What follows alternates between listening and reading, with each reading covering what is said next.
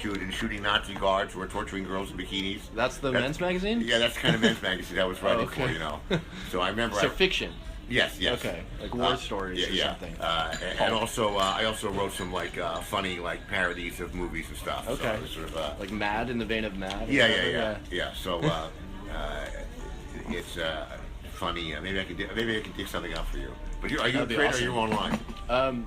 Well, how do you mean online? Like Facebook or whatever? No. I mean, like, our publication. Yeah. Sorry, it's online, of course. Yeah. Yes. No, yes. I mean, you came from Toronto. You came from Toronto for the blog you do from your parents' basement. I'm sure. Yeah, something like that. Yeah. So anyway, I continued to intermittently get published even in college. So my writing skill was so above that. I didn't care. I had to take your course. I could get you, get you a B in the thing. Right. By the way, this is still in high school or Penn? No, I didn't. In high school, I didn't do other people's papers. Right. But what I used to do is, my dad had was in the real estate business. He had 5 offices in Philadelphia, in the Philadelphia area. So he had all the office machines. So what I used to do is I used to sell. I used to counterfeit all the school forms. Okay. So I could give you a hall pass. Right. Or I could even fake your report card. Nice. Right. So that was easier than writing a paper. Right. Because I had access to all that stuff. Yeah. I also forged my own report cards, which got me in trouble because I was sort of like they used to bring a psychiatrist from the main school administration office interview because my Iowa tests were 99 all the way across. Okay. And I was flunking everything because I was just so bored in school. Right. I used to cut school and go to the public library. But I used to forge my report cards, so my parent had no idea. So at the end of 9th grade, when I flunked out, they were sort of stunned. So you only flunked out at grade 9. Yeah. So you only had a year of. Yeah. Okay. Anyway. Yeah, but it was because I always had Robert Heinlein or somebody behind my algebra book. But I also was kind of small for my age, and so I sort of shot up, so it sort of changed things. So I don't think it did me any harm. But anyway, I said, well, I'm going to really drop out. But I was so indifferent in my studies that I was convinced, I was doing the math, that I knew I flunked out. This is the height of the Vietnam War. Right. So I had a friend who was in a reserve unit that was a general hospital. So in the Vietnam War, the only general hospital in Vietnam was in Tokyo. A general hospital is like a hospital with X-ray machines, and helicopters land on the roof. Not just a mash. It's like a real hospital where so if we'd been activated, we would have been like in Korea. Right. So there was a waiting list for this reserve unit. Yeah. And he said, this is if you can get in a reserve unit, get in this one. The last time they sent a unit like this overseas was the Korean War. Okay. So you wanted to get in the war? Or? No, I was convinced I had flunked out, and therefore you would have had to. I would have gotten drafted. Yeah.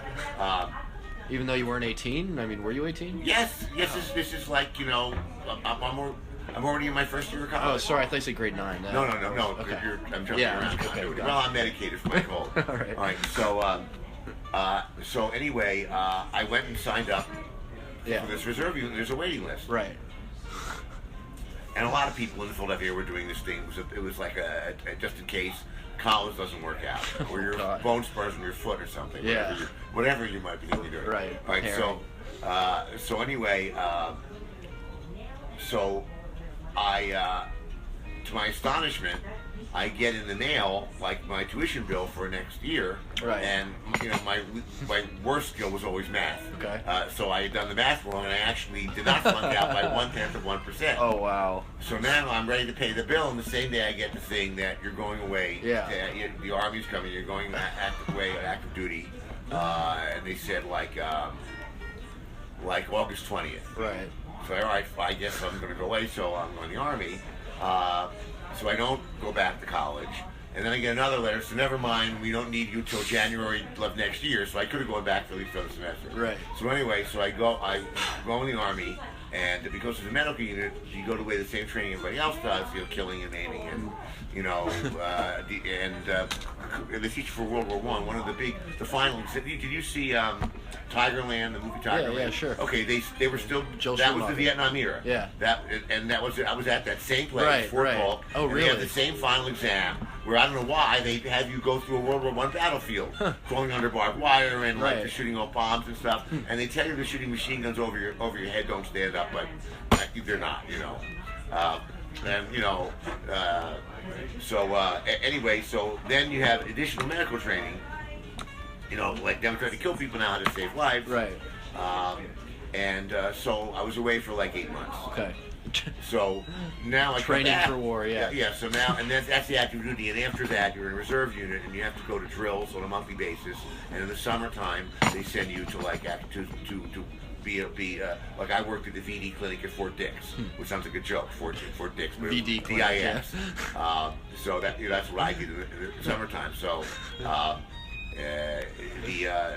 then and now the cure for the clap, or was 1,000 units of procaine penicillin, and procaine penicillin is has to be refrigerated. Okay. Because it's a live culture. I see. It's the consistency of toothpaste. It's refrigerated, and 1,000 units.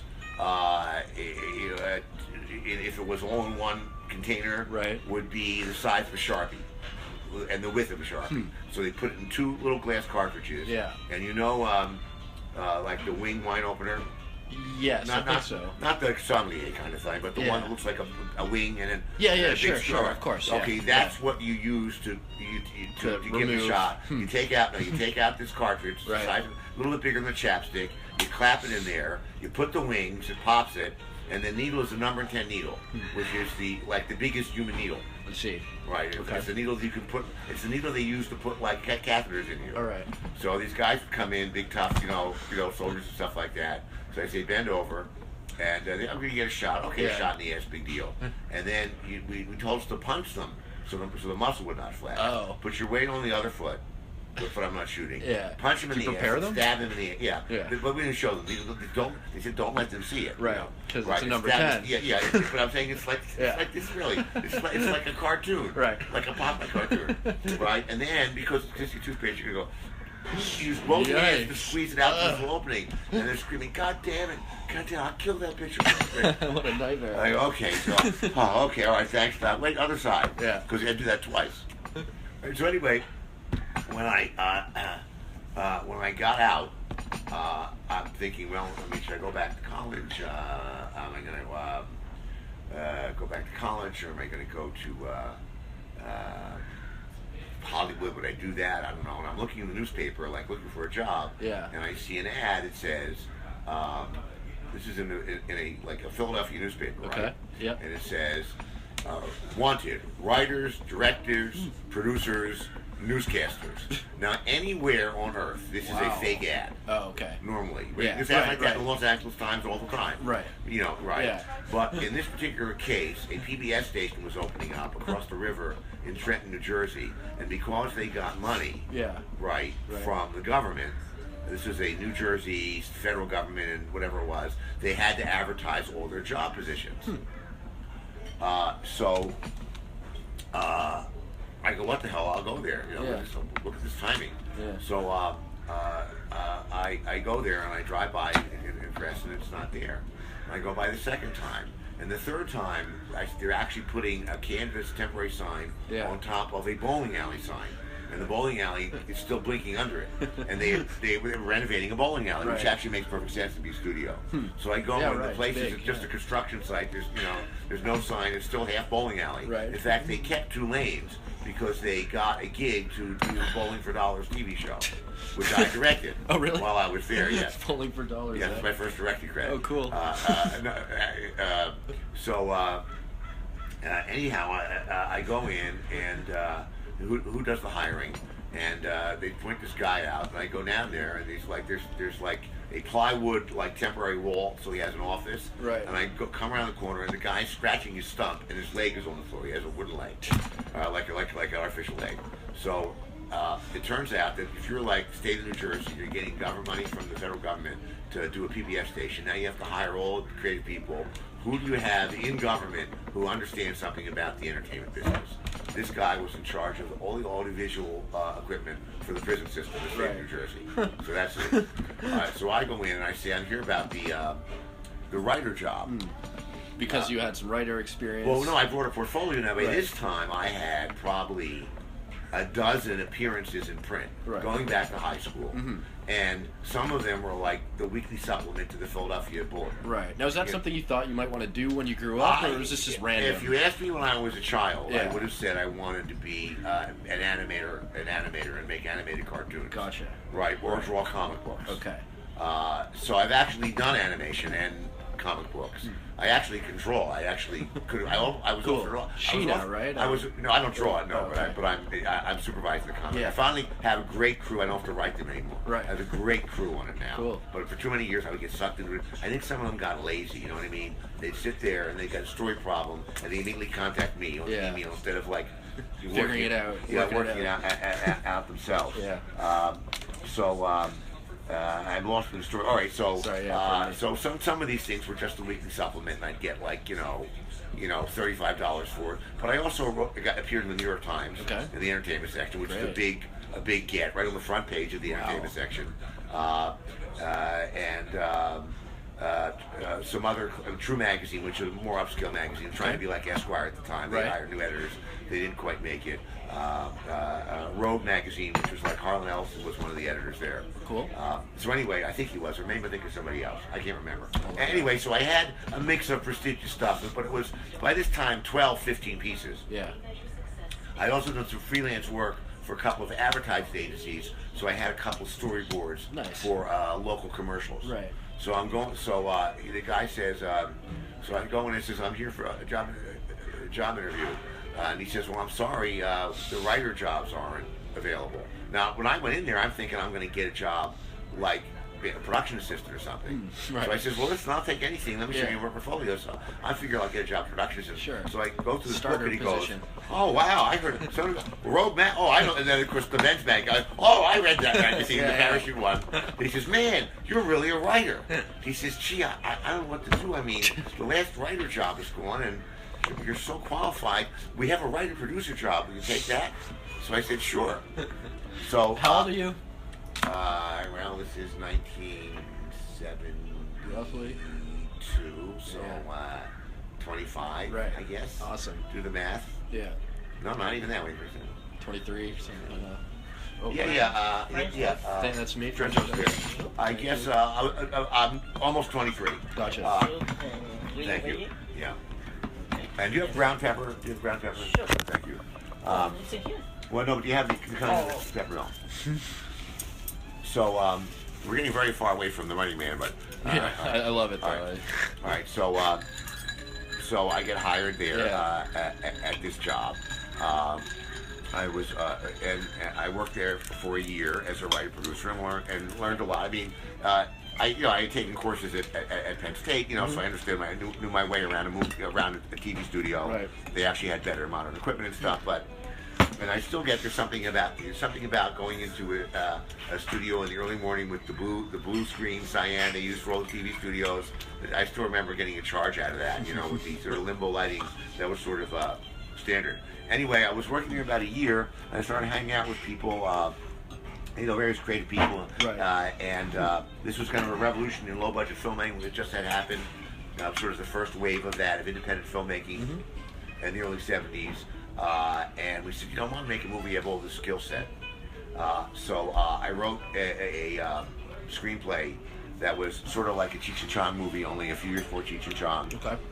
And we sort of hired... Oh, I know this film. I haven't seen it, but I've seen it on your... You directed this film. Yeah. And I appear in it too. I did the whole like Orson Welles thing. So they put it together and, cast a lot of people out of the people who were interacting with in the, Arnold, in right? the local community. Arnold's Wrecking Company. Yeah, that's it. Sorry. But it turned out, and we raised independent money. It turned out though that one of the guys we hired, who we knew from, who worked on who was a camera operator on the TV show, and he was working. We did the thing on the weekends and holidays over a period of like, I don't know, really about like 7 months, and then we went back like about a year later and did reshoots. Anyway, he said, I get a good deal on equipment. I'll get you a break. It turned out he was sneaking the equipment from the television station out on the weekends and renting it to us. And he got caught and like broke down under like 10 seconds of interrogation. Right. I did it. I did everything. And in the ensuing fallout, they fired a bunch of us. And I said, well, you can't fire me. I know he's doing something criminal. And then there was apparently something in my contract that he can't moonlight. Okay. So they found a reason to fire you. Yeah, so I had one. But meanwhile, I was still making the film. So okay. So we finished the film. I take it to the Atlanta Film Festival. Okay. In the Atlanta National Film Festival, where it won. You got to remember, this is 1972. So it was like perfect in time with this thing. Right. So it won the Gold Medal Special Jury Prize because it was like a stoner movie. Yeah, so it's a pleaser, audience pleaser. So I had multiple offers to have a release for independent release. I'm like, brilliant timing or luck.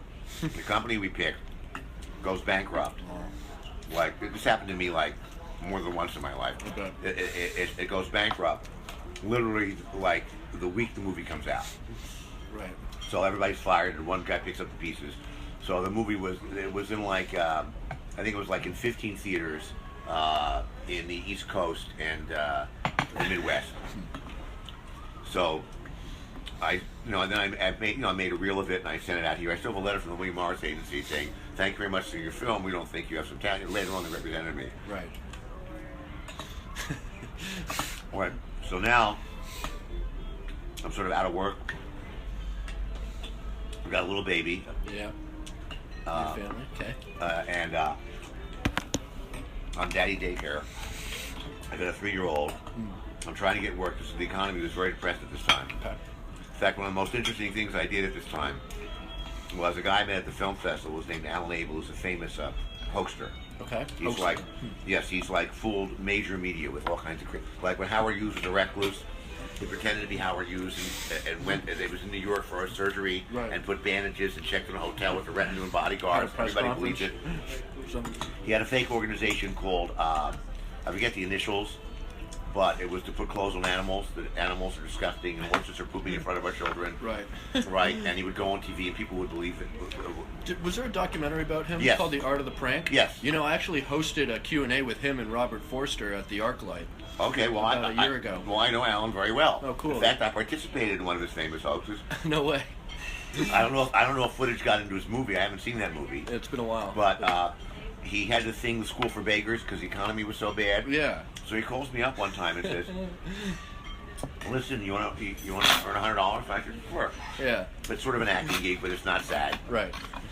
I said, you know the thing I'm doing with the thing. I need to come up to New York on this day and pretend to be one of my students in an ongoing seminar. We're halfway through the course. You know the shtick. Right. Right, because he would always, he was one of these guys that pre-internet would send you a mimeograph newsletter or what's up all the time, So get a notebook and forge like several weeks of notes. Just take it off like when I know you, so right. It looks like you'll be coming to class. Right.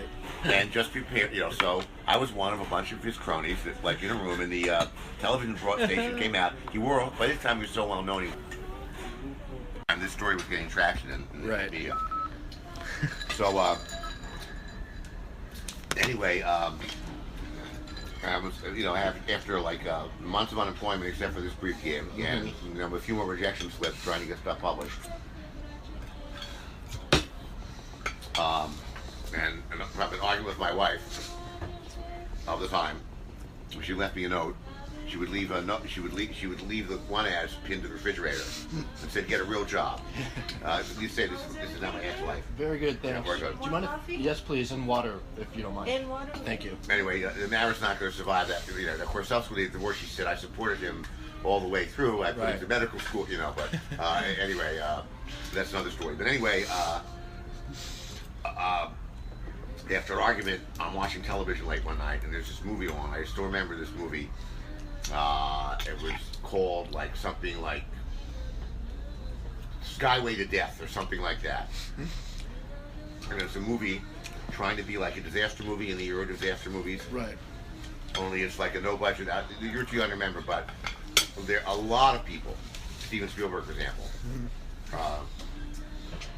got their start in the movie business with TV movies. It was a Right. huge industry. Duels of TV Yes, movies. in the 1970s, it was a huge industry. Every network had the thing, the Monday night movie of the week, and they would make original productions Right. that were basically B movies. They were 2 hours long, but they were really 90 minutes. Yeah. You know, and commercials, a lot of them, Thank you a lot of very them show up to this day on rerun Right. stuff like Yeah, that. I've seen a bunch. So it was where a lot of people are you know, are Killdozer. yeah, a lot of people earn their stripes. So I'm still medicated. I lost my thread there. What was it? All right, so Yeah. I'm watching this movie, Right. and so to try to make this ass movie, but it's people, a cross section of the population, like you have it on. You've seen the movie Airplane, which is Sure, all right. of course. So it's a cross section of people Yeah. traveling somewhere, right? Right, yeah. But they're taking the cable car from in Palm Springs, like to the scenic view. Okay. That's the where they're disaster. that's where they're going. Yeah. And it breaks down, but it's about the people on the airplane. Right, okay. Right. Like like an airplane. Remember, he still has PTSD. Right. And they broke up, and like whatever. Or But, Airport 66. yeah, whatever. So in this Well, case, like yeah. one guy is a priest who's like deciding whether to have an affair with this woman that they're going to go to the hotel up top, and is he going to like right? There's a woman who's a thief. Right. I think She's Patty escaping or something. Yeah, Patty Duke. You know, there's a pregnant woman. Right. You know, there's like and they get so. I'm looking at this thing. I go, what a piece of crap. I go, the reverses don't even match. Like some of the the things wrong. I said I can do better than this. I go, Nice. bingo. I'm not. So at that time the courses I took. At Penn State at that time, it was really the first or second year. David Shepard was the head of the department. He just died, a famous film restorer. The department was 2 years old. They had just kind of cobbled together a film department, which now has a good reputation. It was sort of from theater, broadcasting, and journalism. They sort of rolled, and I think there were actually only two. There were like only 3 actual film courses that they had in the first catalog. Everything else was a roll-in. So even the writing courses was a playwriting course. Right. So and at that time, if you look at a screenplay in a book, it was printed wrong. Some of the British books, like great screenplays in print, they're still printed like a play. Right. Format. So the format's wrong. So I took the train to New York. There was a bookstore, a famous bookstore now called Cinemabilia. This is before Amazon. Okay. I just went up there and I had a huge. I already was such a film buff. I had already hundreds. By this time, I had hundreds of volumes on film, right. but nothing on typing a script. Yeah. That was never a book, and it could. So I got some books on screenplay format, and I sat down. I'm going to write your screenplay. Yeah. So I spent. So the reason it was my birthday. The reason I was so depressed is my birthday. I said, here I am, out of work, fighting with my wife. Right. I got a baby to support, and I'm going nowhere. I was having a real depressing birthday, and I saw this TV show, so it was a light bulb. So that was. So I sat down and I wrote 2 spec scripts, and I wrote the 2 things that I sort of liked to read. One was a crime thriller, a paranoid thriller, like in the sort of like the Parallax View or something like that, a government conspiracy like that. And the other one was a science fiction, like horror movie. Right. And they were both in the proper format and 111 Feature pages. length. Yeah. Yeah. And I had an uncle who lived here, and they said, well, you can sleep in our guest room. I said, okay, I'm going to California, honey. We had 2 cars. I sold the crappiest car to get the money for the airplane ticket. Right. There was a super cheap airline then called Freddie Lakers. Okay. I forget what it was called. It was $300 for a round trip. Yeah, smoke on the plane. I'm going to California, and I said, I'm going to give myself 3 months till I be successul. That Cool. seems reasonable. Yeah. And where did your aunt and uncle live? What area? Right here in LA, like in Mount Olympus, right above Hollywood. Gotcha. In a nice place. Yeah. And in my mind, this is the right place to go. Yeah. And I bring all my writing samples as well. But I knew from reading books like Writer's Digest and stuff, read a Writer's Digest and the writer, that a prose sample is not going to get you in Hollywood necessarily. Right. That's why I wrote the 2 scripts. Gotcha. So I arrive on Saturday.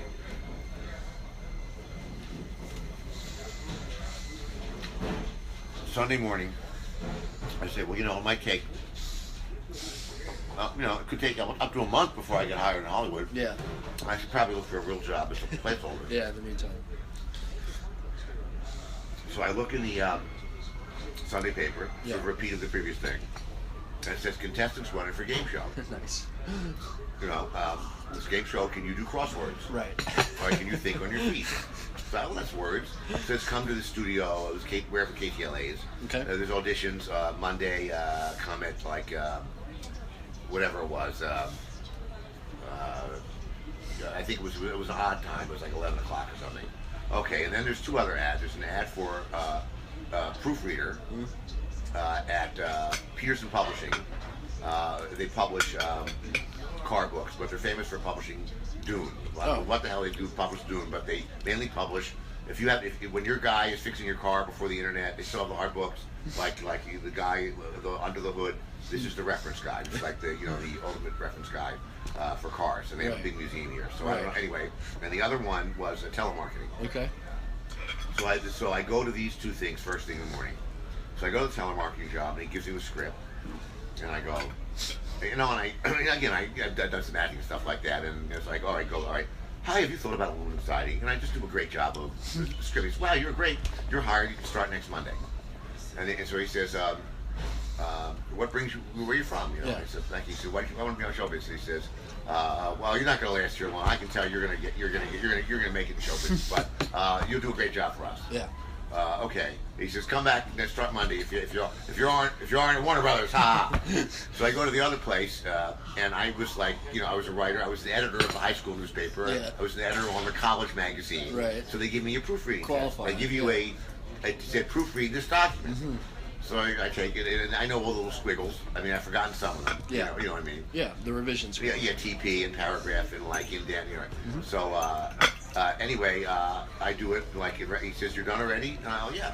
And there comes back. He says, "I've been here 8 years. You're the first person ever got a perfect score. You can start next Monday." Yeah. So what you sound like you're from the East Coast. Well, I came out here to be hired. He said, "All right, well, start next Monday if you're not like at MGM." Yeah. All right. So then I go to the game show audition. Yeah. We're getting way far afield from the Running Man. I love it all. Yeah, I guess I'll rush you along in a little bit, but for now, this is great stuff.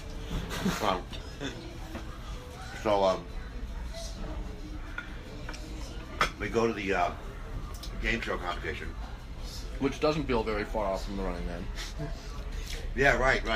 And there's like probably 150 people show up there. Yeah. And they give you a crossword puzzle to do, which is like a middle school crossword puzzle. It's like really simple. Incredibly simple. Maybe whatever. So of course I passed that. Then they make everybody get up in front of the room and say a few words about yourself. This, they tell me later, is to eliminate anybody who will choke. Right. Why go through all the stuff? Right, if you're going to freeze up on... Right, and then they put you on camera and it's like hominy. Right? All right, so now now like 2/3 of the room is eliminated. Yeah. Then they say, okay, you people are contenders, and you're going to come back here tomorrow and Wednesday. Yeah. And we are going to pretend play the show, and then Wednesday night we will pick 10 people to tape Thursday 1 week's worth of shows. They do like 5 shows in one day. Mm-hmm. So now we went from 150 to 50 people, and now 10 people will survive the playoffs. So, okay. So in the meantime, I'm in my pathetic version of networking simultaneous with this. This is only Monday. I came on Saturday. The first person I looked up and went and saw Sunday was a TV producer I met at the film festival. Was very complimentary. Yeah. On my coincidence. Yeah. He was producing Charlie's Angels, but it had just been canceled. So I figure he's my connection. The show's just been canceled. He just got divorced, and he's like in a tiny apartment. He's just moved into like a week before in Malibu. Right. So it's like kind of a letdown. My big Hollywood connection. Oh, gotcha. He was a well-known guy, but he was just like on a. Right, so he says, well, I really, I can't do anything for your person right now. I'm going through personal stuff, but I'll recommend you very highly to my agent. I'll call him. Drop your scripts off. I don't have to read your scripts. I saw your movie. Drop your scripts off at his office. So my busy Monday, I drop these 2 scripts off at this guy's office. And then my other piece of networking is my aunt has a friend who is Merv Griffin's secretary. Merv Griffin was the creator of all these game shows. Yeah, Merv Griffin, sure. All right, yeah. And a talk show. Yeah. So there might be something in the Merv Griffin organization. Yeah. So after I do the audition for the game show, which is still on Monday, I go over to see her, and she takes me to the studio commissary like this, and I see Paul Lynde, like, oh wow, like the Hollywood Square guy. I'm very thrilled. Yeah. And she says, well, right, unfortunately, there's no really any, there's comedy writers who are kind of established who work on the talk show. Right. But they're not hiring now. And do you have comedy? I said, well, I have movie scripts and magazines. No, you really got to have jokes. Yeah. Anyway, they're not hiring right now. And the game show thing, contestants, that's also a special skill. I can let you know when they're hiring, but they just hired people. Okay. So it seems like a bust. But there's something. One of the young lawyers in Merv's firm, just quit being a lawyer to become an agent. Give me his phone number. Okay, give me that. Right. So now I go next day, very uneventful day, it's just rehearsing the game show. Yeah. And this girl and I are killing everybody, and like we're just like mocking them all. It's screwed. We just know we're like golden. Easy peasy. So this goes on. So we do that. That's all day Tuesday. Yeah. And it's all day Wednesday.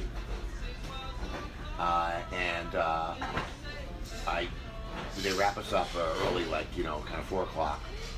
And I go home, and my aunt says, "A package came for you," and it's an envelope, and it's from the theatrical agency. And then I dropped off the agency. Go, what could this be? I open it up, and my scripts have been out of my hands for like 48 hours. Right? They look like they've been gone for like 6 months. Right. Like the brads, the last page is missing because the brads are torn. Okay. Someone wrote the name of the script on the side. You know how they do that? Spine on the spine. Yeah, they write on the spine, the name of it with a magic marker, so you can read it. Like you write. Sure. And it's a coffee ring on the top page one.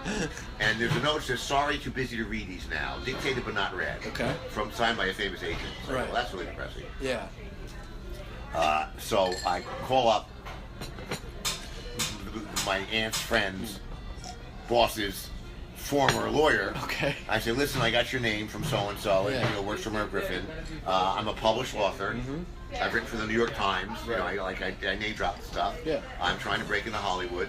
I've worked in television, in local television, and I have some sample scripts. Yeah. They gotta bring them over. So I go over to him and sort of in a recap. I'm not realizing it now. It's like how funny these things are. Like, it's almost like. I don't know, like an Anderson movie. It's getting so symmetrical that just like the guy with the wooden leg, no wooden leg here, but the guy is actually moving into his desk. He's got a cardboard box with a Rolodex. He's actually moving into a desk. Right. So, oh, you're so and so. Here's my sample scripts. Fine, I'll read these and get right back to you.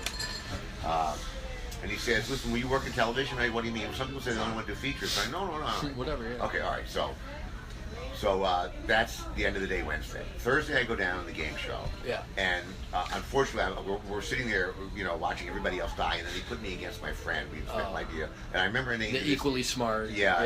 Adorable, sweet girl. We became friends. I always want to have it. I tried to find her on the internet a couple times, but she obviously married. But I remember her name to this day. Okay, what's her name? Her name was Victoria Stevens, which I took to be an omen once they put me opposite her. So I go on the game show. Now, you want to go on a game show, okay? I want you to just pull a name out of your ass now. Some Hollywood celebrity that has been around forever. That is like, if everybody said, "Who is?" Yeah, we're good. Who is the coolest? Who is the coolest? Thanks. Who is the coolest Hollywood celebrity that everybody is crazy about? That's been around since the asteroid killed the dinosaurs. That was my partner on the game show. Oh, really? Betty White. Okay, Betty White, yeah. Right. So I go on the show, and then they had us get up in front of the room and say, talk about yourselves. He said, well, my name is Stephen Souza, and I came here to Hollywood to pursue my dream of being in show business. And hold it right there. No, you didn't. I go, what? Yeah. He says, everybody in this room probably came here, right? But this doesn't play in our audience. Yeah, you're a so you got to say your last real job you had. Yeah. So I said, okay, I was an English teacher because I'm working as a substitute English teacher. You only need 2 years to be a substitute teacher of college and no accreditation. Gotcha. So that was one of the gigs I was doing. I was out of work. It's a good gig. All right.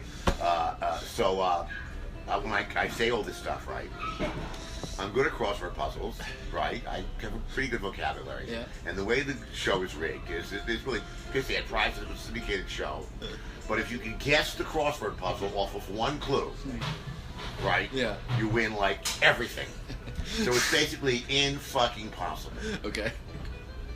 So, I have a video clip of this somewhere, but the puzzle, here's what it was. The puzzle was an American city, right? So I had watched the show now in preparation for this. Sure. It's an American city. So my guess was, when I watched the show, I said the way to win this game is to pick a really short word that intersects another word. Okay. Because there's very few short words. Right. Right. And that could be, and you'll have a letter, and do it that way. Yeah. And also look for two intersections. Right. Because if you're trying to fill in the long word, you have another clue. Yes. So the word, they give me the short word, and it's T-E-A. Right? T. Yeah. Texas. No, T. No, it's just okay. That's the short word. Right. T. Right. Got it. Yeah. So going down here, I look at the word going down. Yeah. And I see it's 5 letters. The second letter is A. An American city, and this was the bicentennial year. Right. So then I look at I spell out the rest of the party, right, and like the Y, right, and I'm looking at the Y for if I'm right that the other word is party, and this is T and party, right? What Y word is that? Right. It's all like in the nanoseconds. Yeah. Y. It's 6 letters, Yankee, and I go, it's got to be Boston. So I say Boston. And they go crazy. How did you do it? So I win a car. I'm in LA now. Really? I'm in LA. I came Saturday. This is Thursday. You got a car. I win a crap car. One of the worst cars ever. A car, a color TV, and a stereo. I really need a car. Nice. All right. The prize is a shitty car? What? The prize is a shitty car? Well, they didn't call it a shitty car, but it turned out to be one of the shittiest cars ever made. Gotcha. Anyway, so now the winners, and the losers, we all go out, get drunk and party, and I'm out till like 1 o'clock in the morning. This is in the pre-cell phone era. So I come home, my aunt's waiting up for me like I'm in high school. What is this? This guy called, and he said to call him no matter what the hour. Wow. And it's the agent. Yeah. Right? So I call him up, and I said, listen, I'm sorry to call so late. He said, no, it's okay. I said, call. Listen, I took the liberty of giving your scripts. I love your scripts. You absolutely can get work in this town. Right. I took the liberty of giving your script to another one of my clients, and he wants to meet you tomorrow, first thing. I said, oh, well, that's really thoughtful. I would love to get advice on how to crack and make it. This isn't advice. How to make it into Hollywood, from another professional writer. No, you understand. We don't represent writers. We represent writers, actors, directors, producers. This guy's a producer. He produces a $6 million man. Yeah, I know. He's one of the producers on that show. They're having a desperate time getting people to write the show because it's this hybrid of a science fiction show and a police procedural. Okay. Which is sort of reality based. This is before they got into more crazier shit. Yes. Like aliens visiting and but at this time it began more almost like the worst Bonds. With gadgets and stuff like that. Yeah.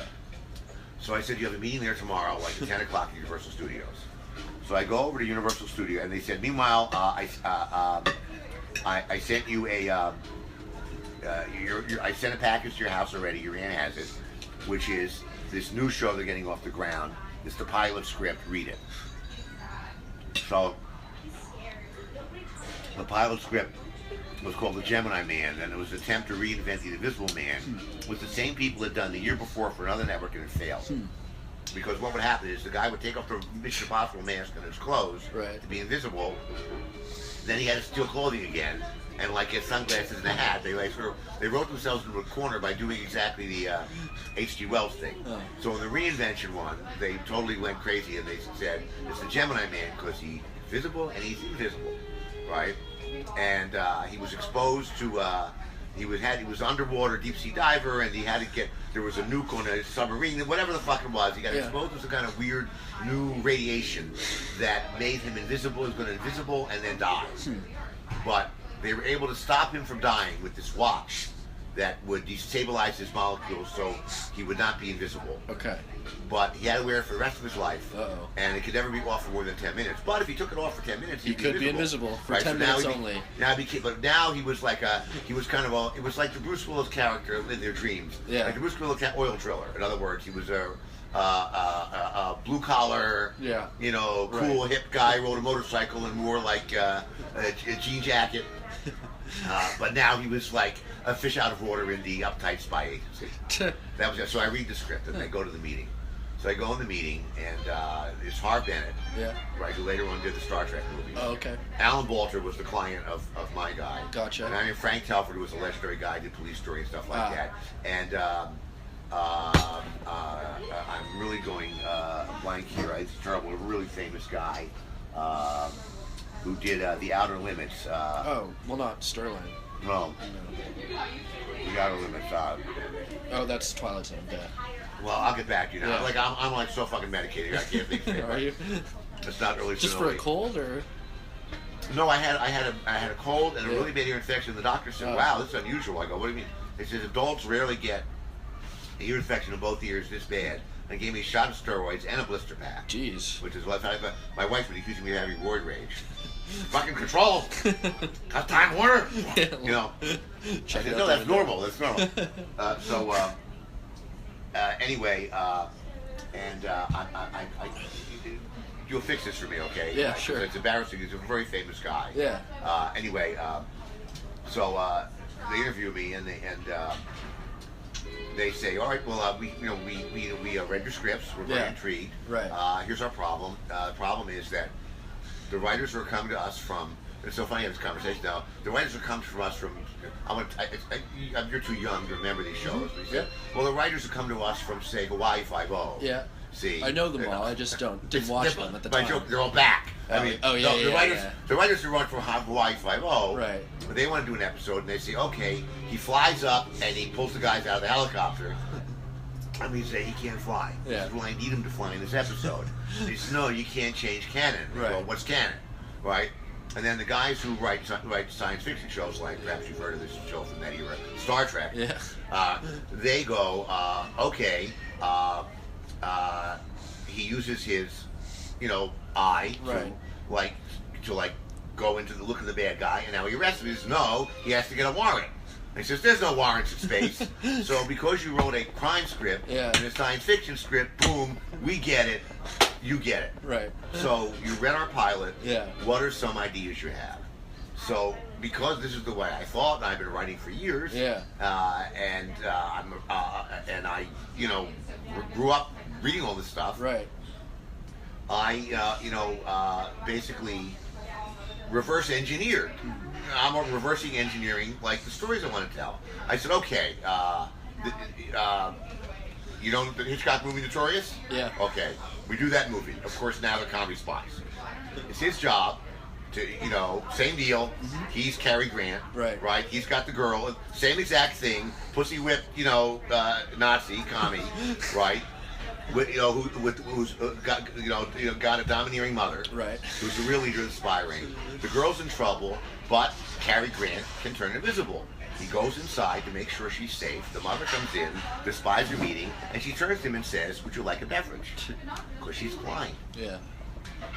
So she thinks he's just another guy in the spy ring. Right. And they go, stop, that's great, we love that, right? I say, okay, another one, okay, the commies, they were big on commies. I've been watching this. Right, sure. They're putting a nuke on it. They're smuggling a nuke on a train. Yeah. He's in a big fight with them. He gets hit over the head. Yes. He falls unconscious. As he falls unconscious, his watch hits the railroad tracks. The button hits. He turns invisible, and the engineer says, "All aboard!" Right. Yeah. So I basically pitched like 3 or 4 ideas like that. Yeah. Where the hero's power was the problem. Right. And Harv Bennett said, "That's it. Finally." And he gets up and he kisses me. He says, "Somebody who knows how to get the hero in a pickle." Right. He says, "Okay, this is great. You're getting a call from our business affairs people, and no, I didn't say that yet. I'm ruining my joke here. He says, we got to talk for a minute. Go down and see Betty about parking. Okay. And then come right back. Yeah. And I said, oh, I don't need validation. My aunt dropped me off. She lives right. He said, no, not for parking, for your parking assignment. You start here Monday. And the first thing he wants you to do is he wants you to take the sample script, science fiction script you wrote, and turn it into a 2-hour special presentation of the $6 Million Man. So this is a big artistic compromise because I had was a slasher horror movie. I had people getting killed and the hero was a normal. So I had to make the normal hero the $6 Million Man. Right. I had to make the. It's a famous $6 Million Man episode. I gotta watch it. I don't. Anyway. I know the show, but not. Anyway, the idea was that a space probe that we sent to explore Venus. Yeah, okay. Right. Got waylaid, hit by space debris. Right. Came back to Earth, is following out its programming to explore this planet and capture and dissect life forms.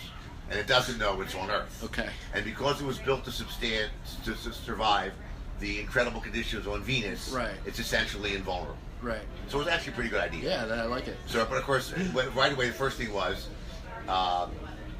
it's much lower budget than I would have imagined. It's not gruesome at all. Right. It's all fake outs. Yeah. People got knocked out. Sure. It's TV friendly. It couldn't be an American space probe because they got so much help from the $6 Million Man from NASA. Oh, really? That they got all the free footage and they got to use. They got spacesuits and. Yeah. No slander. Yeah, they gave them mock-ups of spaceships to be in and stuff, right. Was it Russian? So I had to make, it Russian. So it was always commies. All those shows, almost every one of those episodes I did was commies. It's unbelievable. I had commies in the brain. Anyway, so and they said, and so then they want to hire me they want to hire me as a staff writer. Yeah. So my agent's been an agent for 1 week, and at that time, as I recall, the deal for a staff writer was. I think it was $700 a week. Yeah. But it's a draw, like real estate, a draw against commission. Right. If you get around to writing a script, and at that time a script was $8,000, yeah, they would deduct the $700 that you've been paid all along from what they owe you for the script. Gotcha. But you never get to really write your own script as a staff writer because you're always fixing, right. The producer's mistress's script or something. So I come into work knowing that the deal's being made. I come into work Monday. My first day at work is a toy meeting. Okay. Sort of a harbinger of your career. It was the Oscar Goldman doll. I've never the show, but Oscar Goldman was like Director Skinner in the X-Files. He's just the guy behind the desk. Yeah. But the show was so big they're making a doll of him. It's kind of a stretch. Maybe Funko would do that now, but all right. So, but I remember being in this toy meeting. I'm thinking, who would buy this doll? All right. So as you come out of the meeting. Frank Telford, one of these guys, comes to me and says, listen, I noticed on your resume, and it was so cute you brought a resume on Friday, I noticed on your resume that you worked as a writer-producer at a PBS station in Trenton, New Jersey. And I said, yeah, why? He says, was that a union shop? And I go, oh yeah, absolutely, it was NABED. I mean, was it actually NABED? He said, okay, that's good to know. Because I know these guys are making an offer to be a story editor, and then he told me what I just told you, why that was a lousy job. Right. But because the Writers is a Writers Guild shop, you have to be put into the Writers Guild.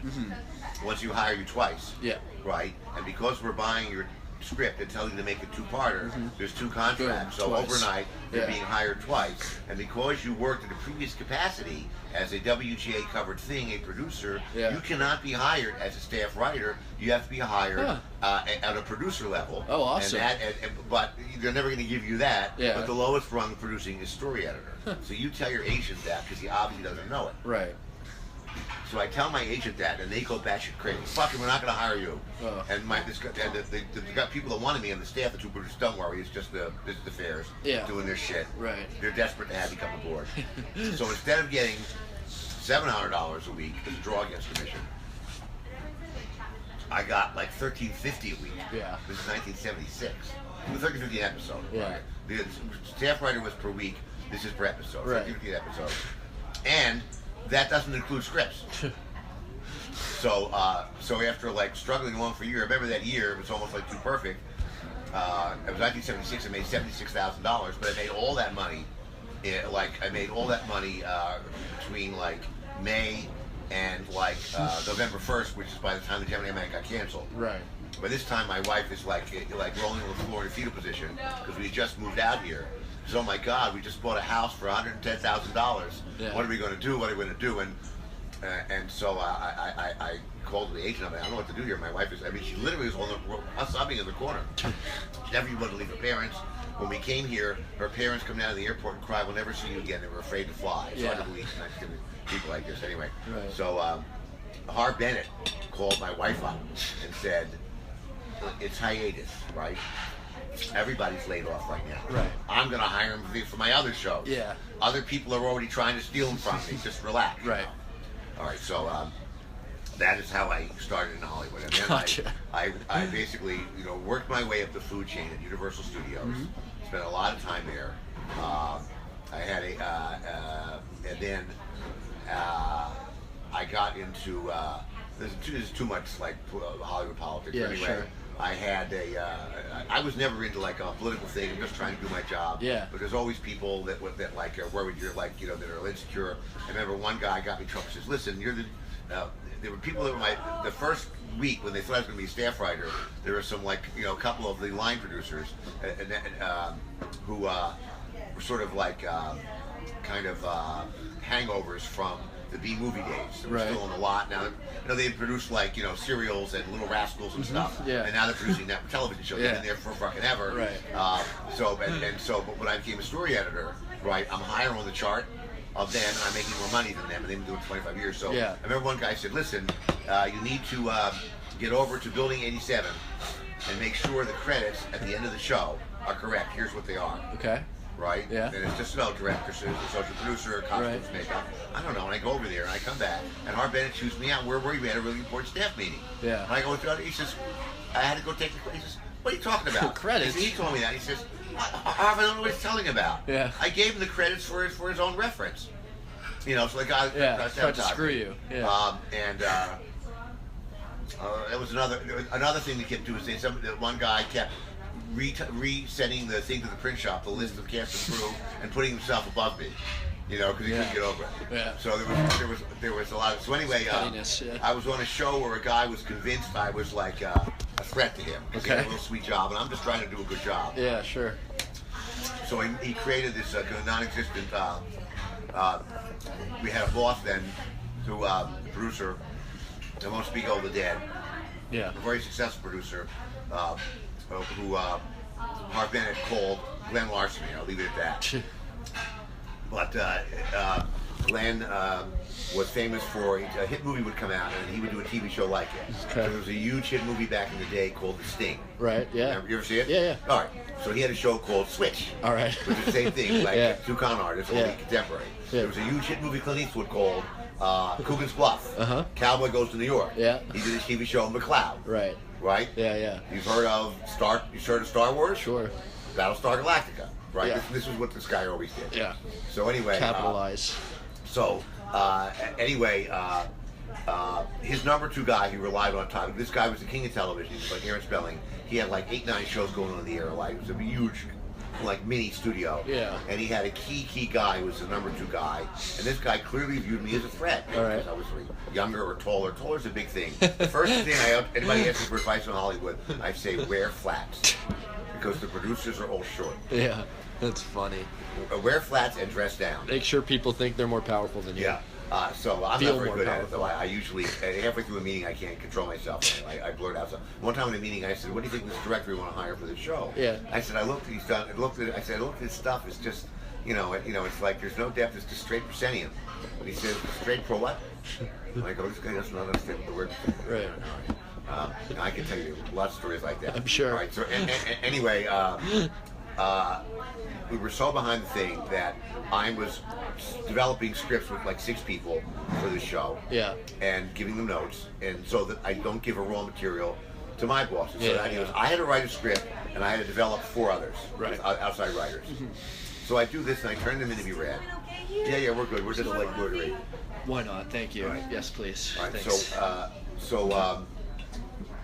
I'm going up to the main office to like get something or to get the latest list of the phone number, cast and crew. Yeah.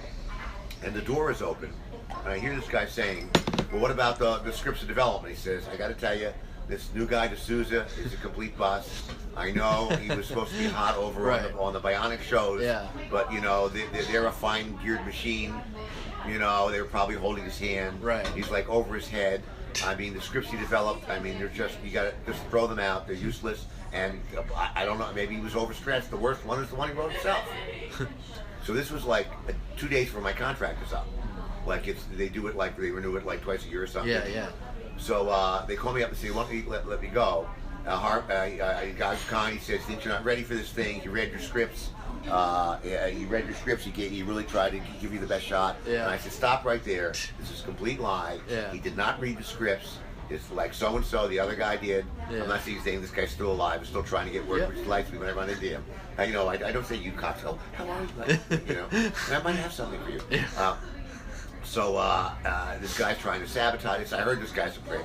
That's what's really going on. And he said, "That's okay, because I'm getting offers for you from other places." Nice. I said, "Okay, but now that you tell me this, we're gonna have a conference call with this guy right now. Okay. All right, and Yeah. get him back in the bidding." So we get on the phone, and I said, "Oh, let me talk to him first, because he was the one who says, 'I know you lied to me on the phone. You never read it.'" "Okay, good." Right. So I'm gonna put on the phone. I said, "I want you to say that I stand by the work of those guys. I know, you know, it's my job to get it to them the best, get these things as good as I can get them, Yeah. so that you can give me notes for them, and I want notes from you. Right. But if you have to read one script, read mine, Yes. because in all due modesty, it's the best of the 5. Right. So the guy calls back, in 45 minutes and says, "We're going to kill so and so. We want you back here." Yeah. And my agent says, "Well, unfortunately, you're a little late to the party, Right. because today security escorted him off the lot and confiscated his Rolodex." And that wasn't good. You know, you sort of jumped the gun on that. Right. They said, "Oh, we did? Yeah, so you can open negotiations as soon as my client gets off the phone." Yeah. So now I have the people that I was working for. So anyway, Paramount stole me away. Nice. And Paramount said, "Come over here and we'll get you in the we'll let you produce," because I had only still been story editor. Right. I had been actually jumped around. I had been on 3 shows at Universal. Okay. And I was story editor. I had been on the Bionic shows. I've been on a lawyer show where I learned a lot. Right. I worked for Don Mankiewicz, the famous Mankiewicz family, learned a great deal. Yeah. Doing a more sophisticated show than the Bionic shows. And so now I went over to Paramount, where they said, "We'll make you a producer here at Paramount." And I wrote like 3 pilots, all of which sold. Oh, cool. And then one was written against the gun. Yeah. Like it was like a giant clusterfuck where they thought the script was going to come in, and it was Aaron Spelling, and the network Right. would just buy the phone book. So they bought the phone book, they scheduled the show, but they never saw a script. And the script came in, they couldn't show it to them. So they on this one they said, because I had developed a reputation of working in these brutal television Right. conditions, working fast. Right. They said, "Listen, read this script and write a scene involving the key characters." Yeah. Because we need to shoot something tomorrow to like meet our contract date that we started production. Right. And I go, "There isn't a single scene in this script." He said, "No, it's that bad." So I read the script and I make up a generic scene like they've just solved the case. Right. Yeah. So it's a scene where they come together and they walk down an alley. You know, Yeah. it's the Ending shot or something. Yeah. Exactly. So I write that up. At lunchtime, I take it over to the casting offices. There's people auditioning for it based on the paragraph description. So now they say rewrite the whole script. Yeah. But I have to write it according to the shooting schedule. Right. And that was Larry Gordon. It was and Joel Silver was his assistant. Okay. So this is how I met This is them. how you Now I met entered them. Joel And Silver. they said, Okay. "You can write any story you want. It has to take place in Chinatown." Why? Right. Because we built a Chinatown set. All right, okay. So the actor's coming up to me and says, "Why do I hate this guy?" And I said, "I'm working on it. I'll let you know tomorrow." So this was done in such crazy circumstances. The Yeah. same 2 guys said, "Listen, you know, that was a good blend of action adventure with some comedy relief. We have a movie we've been trying to make for like 9 years. It shoots in a month. We want you to do a rewrite of that." And that was 48 hours. So that was my first movie That credit. script was kicking around for 9 years? That script was around for at least 9 years prior to this. So this is 1982. Right. That the original script, the burned out cop Uh-huh. was going to be Robert Mitchum. Okay. And the young criminal in prison Yeah. was going to be Clint Eastwood. Really? That was the original. It wasn't, okay. Wasn't going to be a black white thing. You know, and then right before they got to me, Yeah. they decided it was going to be, I think, Burt Reynolds and Richard Pryor. Okay. Because Burt Reynolds done a lot of movies with them. Yeah. And all they did is somebody went in, because this is the analog days. I was actually already on a computer, but Right. this is the analog days. Somebody had written in description of the formerly Clint Eastwood character that he is, so and black, like it was Right. like it was sort of like they did the white out and Yeah. they typed it in. Right. So there was a story going around for 5 minutes that I rewrote the script in 48 hours. No, too perfect. They gave me the script on a Friday to read, Right. and I came in on Monday and said, "Here's what I would do." And so, like I said, like there's a scene in here where the black character, to show how cool and tough he is, Yeah. says, "I can go into this bar because Yeah, the right. brothers won't talk to you, Yeah. Whitey." And I said, "What the fuck does that prove? It should be a fucking shit kicker redneck bar." Right, exactly. Then the guy has bars. Exactly. And somebody says, "But in San Francisco, wouldn't that be a gay bar?" I said, "Look, Yeah. you know that, and I know that, but all right." Yeah. And the other thing was, there was a scene where, like, it was just, it's Walter Hill who was like, and when I said, I would say to him periodically at work, I said, "Isn't that a cliche?" He says, "Steve, when I do it, it's an archetype." So, wherever he is right now, he's bad mouthing me. Right. Because what happened was the studio had me rewrite him against his wishes. Right. I mean, he was Walter Hill, but like they were very happy with the script, that the revision he did. They Yeah. wanted to hire Eddie Murphy. Right. And Yep. I demonstrated that I could like get humor into all these things. Right. And Wasn't another that- thing I remember is that at the beginning of the movie, he knew there was drug money was missing, Yeah. and Nick Nolte knew the whole thing. He says, "Where's the money?" I go, "There's nothing to unpeel here." Yeah, where are the stakes? They should not know what they're looking for. Yeah. And then beat it out of him, which is a scene in the movie. Yep. And then he had a scene where when he finally tells him what it is, the money's in the safe deposit box. Right. That's so fucking lame. And if you've seen the movie, The car, trunk but of the that car. actually happened to me in real life, not with money. Yeah. Where a buddy of mine who was an Australian producer. Yeah. Said, "Listen, I'm flying in from Australia. Uh-huh. Can you pick up my car and meet me at the airport?" Right. It's in long-term storage, and it was that actual place. Oh. I go there, and I never see that. The elevator, bring the car down, Yeah. they bring it down. Yeah. It's a right-hand drive MG, Yeah. convertible. Right. And like, where's the keys? There's a button, and I'm I could drive stick at least, but because the steering wheel's here, like I'm driving down the yellow line because I think I'm the right hand. I think I'm on the right side of the road, but Right. people, go back to England, you asshole. So I remember that experience. And That's put it so in the funny. movie. Now, what was that actor's name who played? He was in the Warriors. Warriors come out and play. David Patrick Kelly. Now, is it a coincidence that he's in so many of your scripts? Well, I know it's also the same producers that like him. Oh, okay. Larry Gordon. Joel Silver, Larry Gordon. Right. I think the Warriors precedes Joel Silver's tenure there. Yeah. So that's what that is. Such a great face, that guy. All right. So anyway, Yeah. that was so it was 48 hours for those guys. Yeah. Then the same producers that did Commando. Yeah. Right. And then after I did, Was that your next gig? meanwhile I'm doing television simultaneously Right. on the Paramount lot. But your next feature, I suppose. Yeah, the next yes. I actually had a feature that I sold. I actually got a feature gig coming off of the Lawyer Show. Okay. I had Lauren Schuler Donner, before she was married to Dick Donner, was making a movie that she had a pitch for a movie from this Australian producer, and so I got to know him. And the combination of my $6 Million Man work and my new grown-up spec, which was a lawyer episode we never shot, Okay. the show got canceled. Yeah. Was getting me a lot of work. Nice. They say, "Here's the script. It's like a legal drama with Right. like a good personal story." And the guy does science fiction too. So they decided this would work for this. And that was another picture where the picture got made. It was some kind of crazy tax shelter. They Yeah. went and took it to Australia. They had some people fuck the script up in Australia, Right. so they had Australian hand fingerprints on it. And then the American company went bankrupt the month the movie came out. But now it's a cult movie. It's the Return of Captain Invincible. Oh, So that was yeah, actually yeah. the first script deal I had. Oh, okay. But it was years before it happened. Right. It took 4 or 5 years for it to get made. Right. So that was actually the first screenplay deal I did. The next was Okay. 48 Hours. Right. But you got to count Arnold's Wrecking Company, which I did before I came to Hollywood. Well, sure. So I have 3 sure. cult movies, though. I have the Arnold's Wrecking Company. It's finally streaming. Yeah. The Return of Captain Invincible. Yeah. And There's one more movie of mine that is sort of has a cult following. Considered cult. Yeah, I'm trying to think. It'll come to me. I don't know. It'll come to me. I'll have to go on IMDb. Yeah. I'm losing my mind. All right. So anyway, just to now, the Running Man story is okay. So a guy named George Linder. Hold on, we're skipping Commando.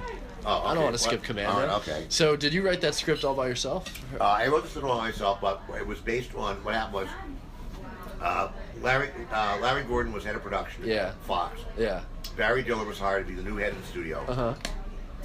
He calls up Larry Gordon, literally his first day at work, and said, I was at a party over the weekend. I met Arnold Schwarzenegger. He's a really charming guy. He's intelligent. Yeah. He's funny. He's got a sense of humor. He's nothing like Conan or the Terminator, which is all anybody's seen him in. Mm-hmm. He basically played himself in Stay Hungry. Right. You know, he was. I've seen he was it. a silent hood in a movie, The Long Goodbye. Right. He's right. He's in The And Long Goodbye. Altman's The Long Goodbye. He's in the Hercules movie where they lose. Yeah, him. Hercules in New York. All right. And he's in a movie called Pumping Villain, Iron? Oh, okay. where he's called Handsome Stranger and has no dialogue. Yeah. It's like a Wile E. Coyote movie live Right. with Kirk Douglas as the bad guy trying to kill the good guy. Yeah. And it's just rolling big rocks stuff. It's a very strange movie. Yeah. So nobody knew him from that stuff. They only knew him. So he said, if you can make a movie with this guy for $10 million, I'll be glad immediately. So I'm like, part of this regular Larry Gordon crew already. So they say, here's all the scripts that are sitting on the shelf that are rejected for one reason or the other, that are sort of like, could be an action adventure Arnold role. Right. So everybody there's 5 scripts. Everybody take them, read them over the weekend, and we'll have brunch here Monday morning. So I read it, and the one called Commando. Everybody agrees that's the one. And they say, okay, you're going to go see Arnold now. I go, wait, what? And they go, I said, go, Steve, because I'm working in television now. Like next, we got to break 5. We got to have five slug lines. Right. Not the whole story. You know what I mean? So, you had the whole weekend, and you must have been. Look, I see your script has turned down quarters. You made notes.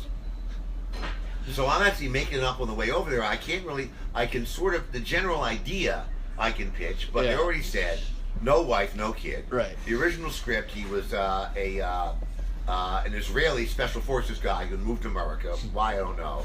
And the kid wasn't kidnapped until like page 40. Okay. And the wife was kidnapped. Right. Wife, not a kid. Right. So they said that's out. Yeah. And also, and I don't know why, maybe because the Terminator, maybe the script had been written after the guy saw the Terminator. Yeah. And at this time, the 2 guys had written Teen Wolf, so maybe they were sort of just learning the ropes of action adventure. I don't know those stories. Logan Weissman, when he realizes they've got my wife, right? Maybe they weren't. They're both American. I don't understand this, but he realizes they got his wife. He goes to the department. He goes to the supermarket and the hardware store, right? Like Reese in Terminator, and buys random shit and invents his own weapons. Yeah. And I'll just go to fucking Army Navy store. Yeah, surplus. This is America. You can buy guns. Right. That was the strangest thing of all. That you can buy his weapons. So I go over there and I basically pitch the version of what I read, more Arnoldized, with fantastic stunts and all that kind of thing. Yeah. So I'm halfway through and Arnold sits down and right away his whole thing, his intimidation thing, he always does. Did you ever see the documentary Pumping Iron? Yeah, sure. You see how he mind fucks Lou Ferrigno by talking to his parents as if he's a child. I mean, he's fucking brilliant. If you know him, you can. I said, you're doing it again, Arnold. Like once you know him, call him on he knows you. He knows you know it, and it's cool, Yeah. So you sit down. He has memorabilia and posters and photographs and stuff. There's a photograph on his desk of his father. But it's not facing him, it's facing you. It's his father in a German uniform with a German shepherd lunging at the camera on his leash, right? And it's blurred. It's like one of those shots of like a civil rights movie, right there. That's awesome. So I said, my father has a similar picture, but he's wearing a different uniform. So everybody sat in that chair had a parent that was in the war, and probably half the people sat in the chair are Jewish. So it's part of the general mind fuck. So a little side. By the way, a little side bite on this thing. This is not me. I'm hanging around with people. But I was at a Christmas party once, and I was sitting next to Jimmy Kahn, and we had the same agent, so I knew him a little bit, right? Yeah. So some are talking about Arnold's always mind fucking people, right? You know, and he says Arnold here. Arnold's like at the other end of the sofa. He said Arnold. He's always got the mind fuck going. Yeah, I know. Yeah, like the picture of his father was this. He's yes, exactly that. And then he says, what was that? He says, "Were you talking about me?" And he says, no, honestly, it's good, Arnold. I was just saying, a lot of people give you this. Jimmy Kahn. There's a lot of people. And now he raises his voice because people, he's the actor. There's a lot of people give Arnold shit about, his father being in the Nazi party was come out, right? And he had said that, well, my father was a police chief in a small town and they made to join the Nazi party when the Nazis came in Austria. He had Nazi party card in Austria 13. Like he was in line.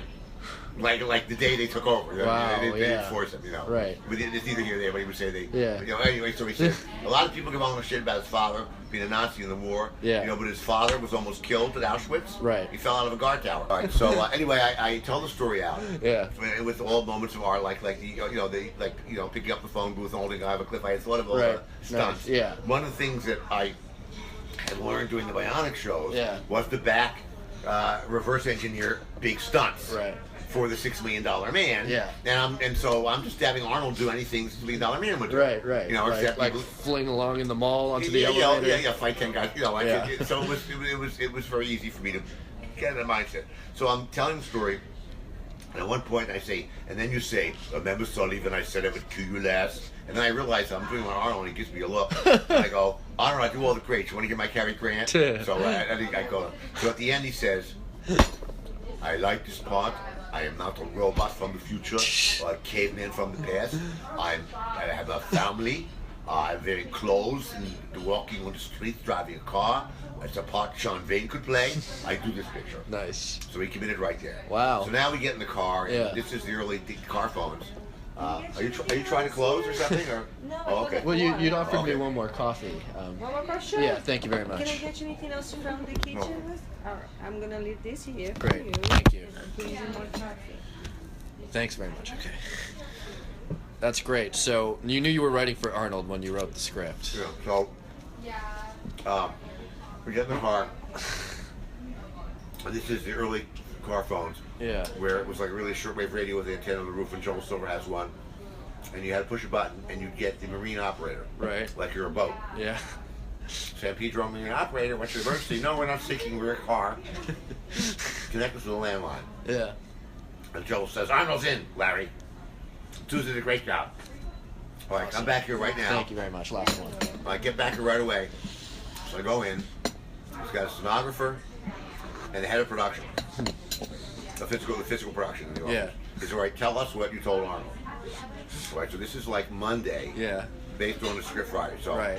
Because we do this in television, I'm just a break the strikes. Opening scene, okay, 3 mysterious whackings. Yeah.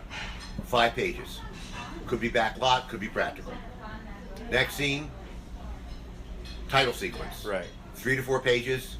Arnold, cute kid, petting zoo, making breakfast, Life is perfect. Right there. 3 pages. Army guy comes, lands the helicopter. This is probably practical. They're living out in the boondocks. Yeah. Warns him, leaves. Bad guys attack. 5-6 pages, run and gun. We'll probably go crazy, whatever. Cars, whatever you can afford, all kinds of shit. Yeah. They catch him. Yeah. 2 pages, secret bad guy hideout. Here's the deal, right? We have your kid, Yeah. right? Take him to the airport, mind fuck him, gets on the plane. I just walk through the whole movie, like this. Right. So they get to the end. Larry says to the stenographer, "How many pages is that?" She says, 107 pages. He says, "Fine. Type up that list. Copy it to him. Start building those sets. Wow. Steve, don't change any sets without telling us." Yeah. Right. Right? Yeah. So nobody makes movies like this anymore. Now it's a $10 million movie. And this was the weekend. You came up with this outline on the weekend, essentially. Yeah, as I'm reading the script, I Right. thought about what I would do. Now, there was a storyline there already. Okay, yeah. That they kidnapped the girl, and Right. same idea. Yeah. That they wanted him to kill. That it basically was, the same it's idea incentive. was that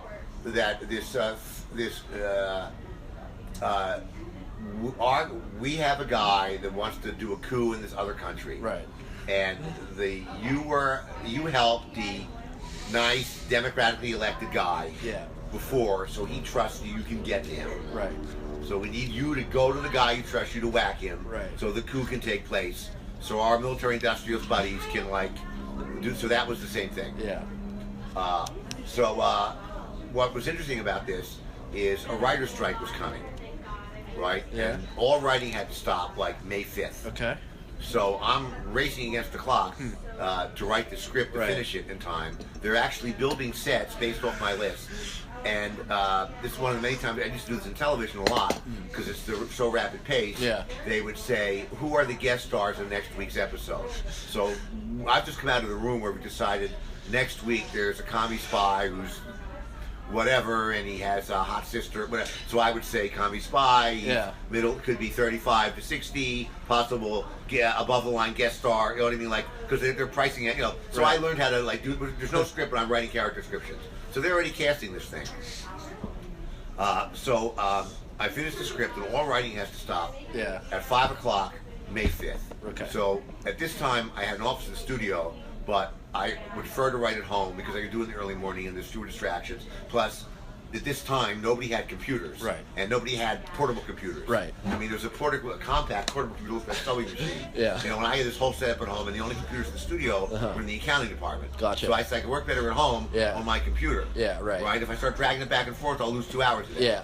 So they send the studio messenger to like pick up the script pages. Yeah, 58. Okay. So they send him out. They send him out like at 3:30 to get the script, so it can be delivered. I said I'll print up 2 copies, one for him to get drop off at the Writers Guild. He'll swing by you. So he's there at 3:30, and I go, okay, I'll finish, and I go print, and I go, wait a minute, it's fucking 1982. I have a dot matrix printer, and it starts going. And now for the first time in my life, I look at like The date. It's about 40 seconds a page. Oh. And there's okay, we got it. But you were done writing. Yeah, I was done writing. So now I'm still trying to print it out, and the clock is ticking. Yeah. So I call up the Writers Guild, and I have a brainstorm. I said, let me talk to the strike office, the registration thing. Yeah. I said, can I register a script on a floppy? Right. And she said, what's a floppy? I said, a floppy drive. Yeah. She said, what's a floppy disk? She said, what's a floppy disk?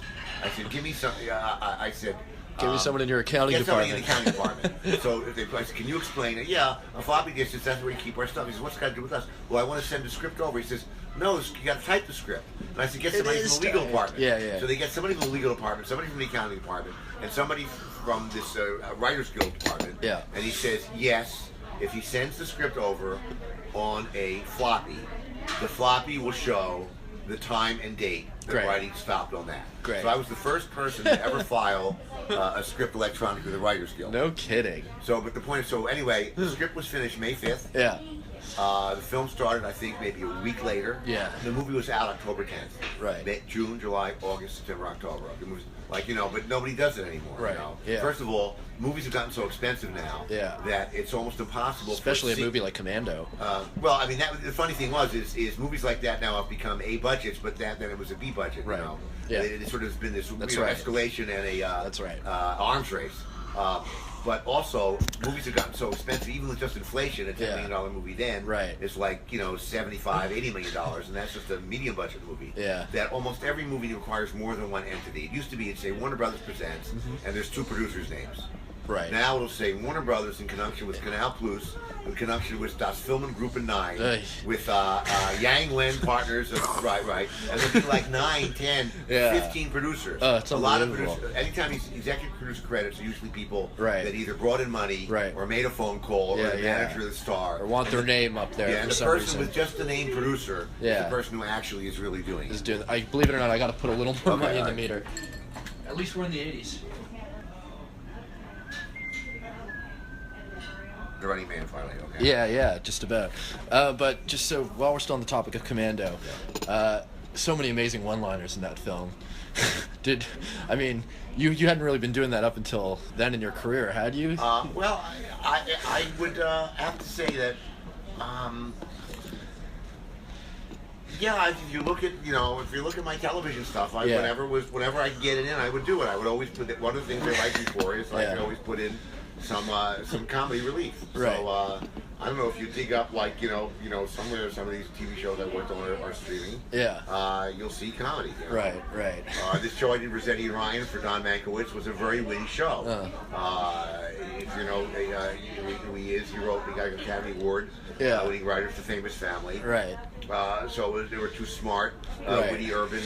Tony Roberts was one of the lawyers. Yeah. In the Woody Allen movies. Right. It was a fast, glib show. It was a legal show with smart dialogue. Right, but with still the, that dry action, cool wit. That's so specific to these movies that I think I've always been a fan of the Bond movies and things like that. Yeah, In fact, that's when true. I was in like high school, I made a parody of James Bond called Coldfinger, and I won a national award. Nice, You can figure the plot from the whole title. Right. I even had a girl who was a good singer in our school do a Shirley Bassey parody of Coldfinger, and he was obsessed with ice. He was stealing ice. Gotcha.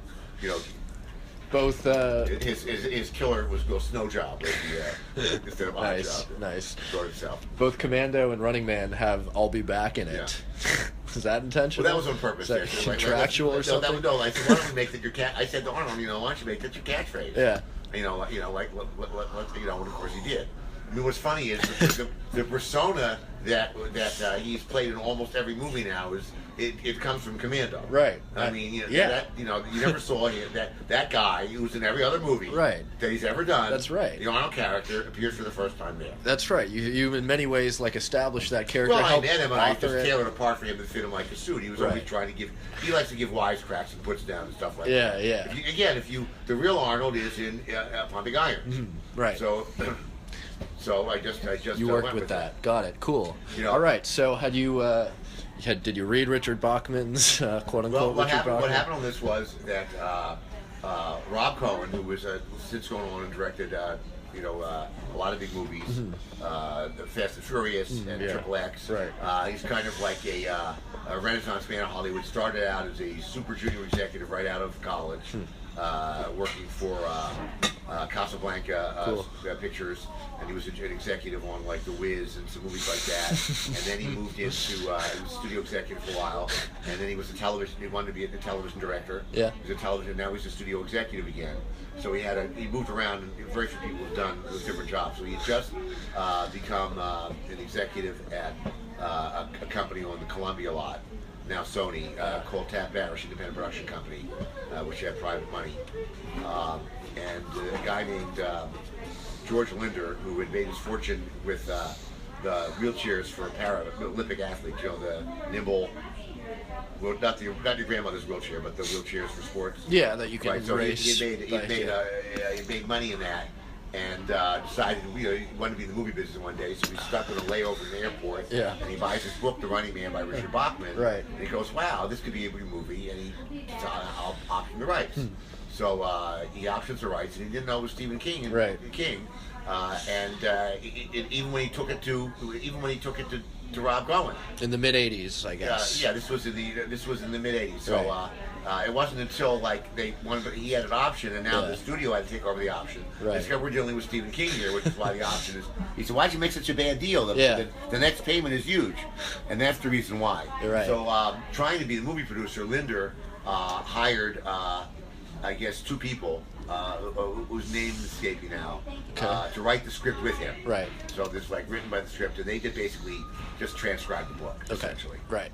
So Rob, looking around, was already thinking about Arnold. The original for the movie. I think called up Joel Silver. Right. And Joel Silver gave me a glowing recommendation. Yeah. That I got to get Steve. We had a script that It's perfect for it. Yeah. So now I have a meeting. So they send me the book. Okay.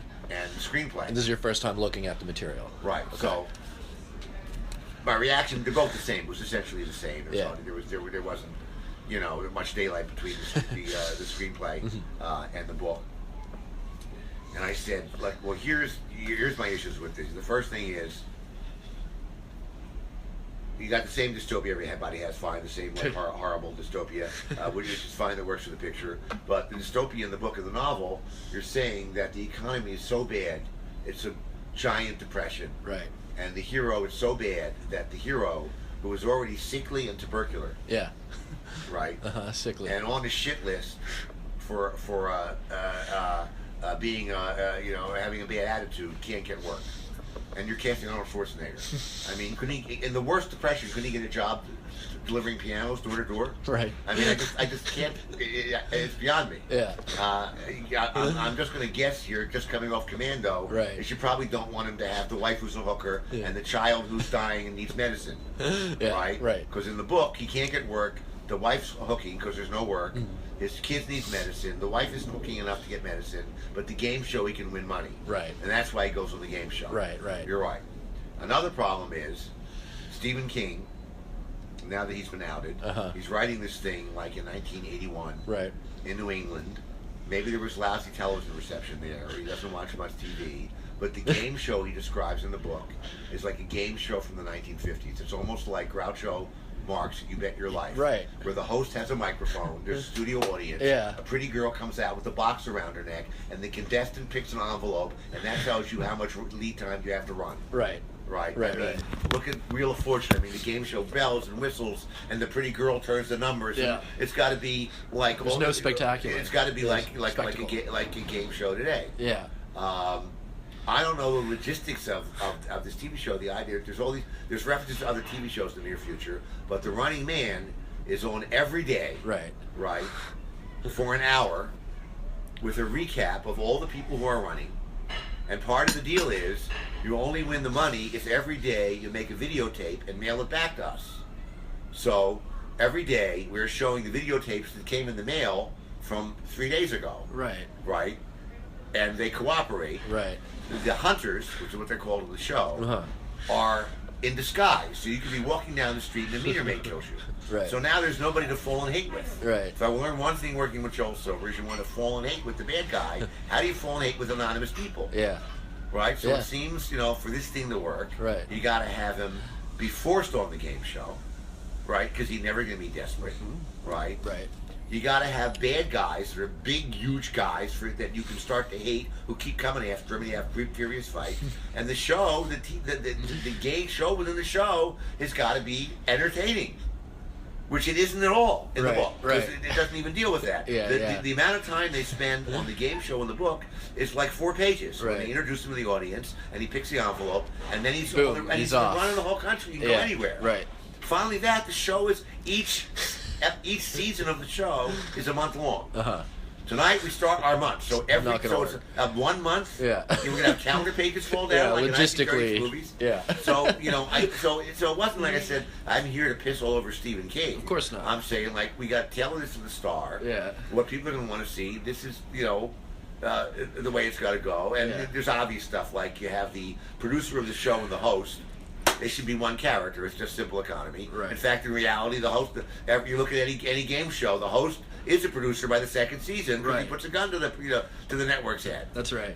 So a lot of most of the changes from the book to the movie were because of just the reality of who we're casting and the genre movie we're making.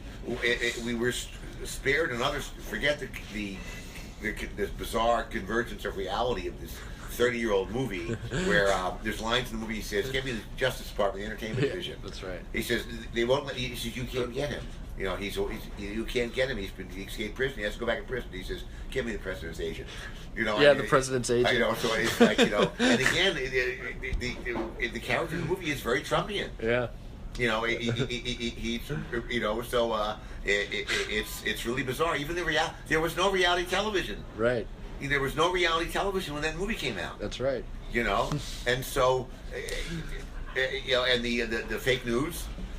I mean, that's when I started thinking about The Running Man with a new lens. As a kid, it was one of my favorite movies, but once Survivor, and then I started thinking about it totally differently, even before, the Trumpism and celebrity politics. Yeah. Well, I can say, it's not my fault. I tried to warn you all. Yeah. Now, to what extent did wrestling was going on, American Gladiators was going on. And also we had the movie Network, the Padashevsky movie, right? And so obviously that was in the back of my mind. Yeah. And I would give Richard Dawson a lot of credit too. He'd been around for a long time, and he really was into that. And he would one of the things that happened on the movie is he started. When he was doing his scenes on the game show, he started to ad-lib like crazy the way he would do on the game show. Right. And he had a bunch of bored extras who were laughing and reacting. So every day he would ad-lib more and more and more, and like his part of the show where he's just being the game show host, Yeah. which is amusing, but that's not the movie, Right. was growing exponentially. Because like he would have like half a page of dialogue where he's supposed to get to a plot point, Right. and suddenly it would be a page and a half. Or he would just arbitrarily, maybe just because he was in the mood, or somebody in the audience would catch his eye, Yeah. or maybe he went up, he invites them up out of the audience and say where you're from, but that's not in the script. Right. It's what he would do in the real TV show. Right, right. So finally, one of our producers, Tim Zinneman, Yeah. the son of Fred Zinneman from High Noon, he's Right. been around for a long time. Okay. He pulled me aside and said, "You got to get down to the set and see what Richard Dawson's doing." I said, "He's doing, I said if I can get in there with the shoehorn, because every guy in the studio Right. was going down to see the Dancing Girls. Paul Abdul was, so everybody's Paul watching. Abdul was in there? She was the choreographer. Oh, okay.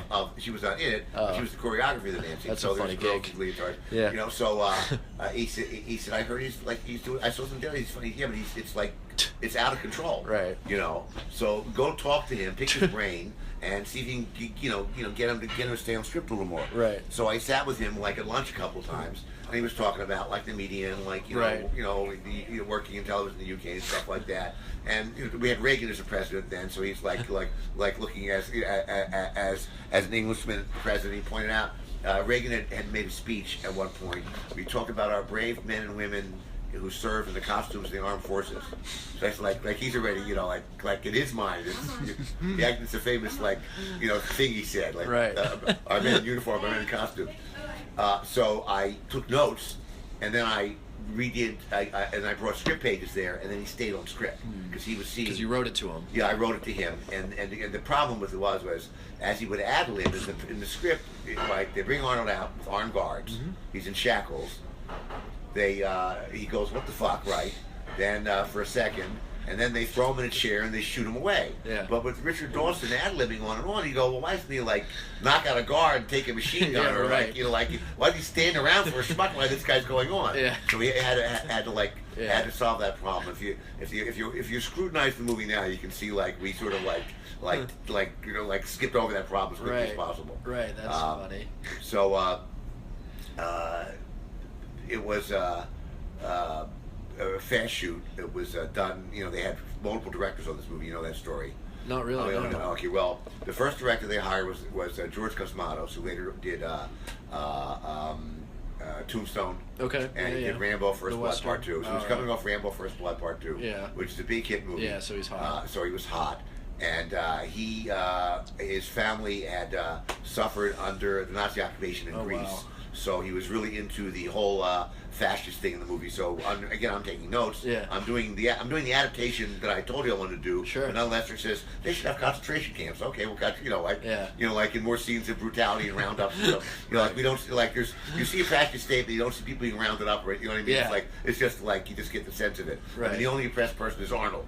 But actually, so it went in that direction. Yeah. He also had this idea that the elite part of the world, the 1%, so to be, were in a complete enclosed environment, and he wanted to film all of the upscale scenes in the this mall in Edmonton, the biggest mall, some big mall in Edmonton. In Edmonton, eh? I think the Edmonton Mall. It's some Okay. giant mall. It was Right. the biggest mall in the world at the time. Okay. So they were going to film up there. Yeah. They were going to film in Canada. in Right, fact. yeah. They're going to film the Edmonton Mall, and then they wanted to do all of. And then the idea was that he escapes from the city. Right. That when he goes on the run, he escapes from the run environment into the real world, and it goes into the wilderness. And that was him probably trying to channel Rambo. Right. Maybe probably in his mind thinking, I don't know what to do in a city environment. Right. Now that I'm thinking this the first time, now I see what he was doing. Yeah. And so we did a location scout in British Columbia, and there's going to be a river rafting sequence.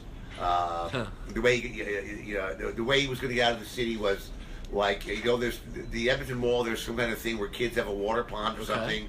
And there are boats or something there. I've never been. But you're a Canadian. Yeah. You must know my cousin.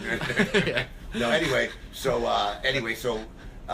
they budgeted out his vision. I did the draft for him with all this stuff. They budgeted, and it came in at $27 million. Right. And they said, no, we're only making this movie for this movie budget is 17 or 18, whatever it was. And he said, I won't budge.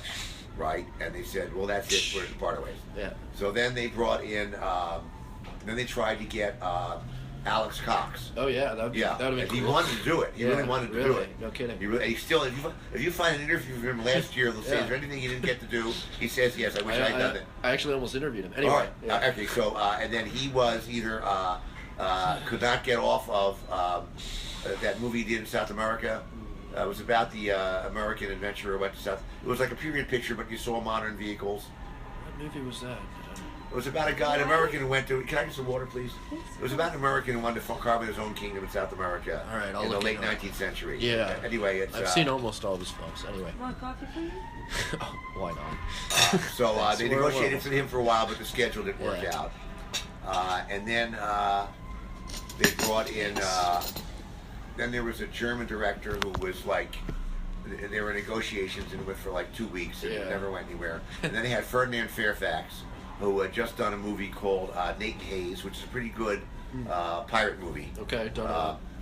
And he was convinced at the time, still grumbling about it, that Paramount had sabotaged the release of that movie because it had some Venn diagram overlap with Young Sherlock Holmes. Okay. Which, in other words, the foreign acquisitions bought his movie. Right. And said, look at this movie we bought.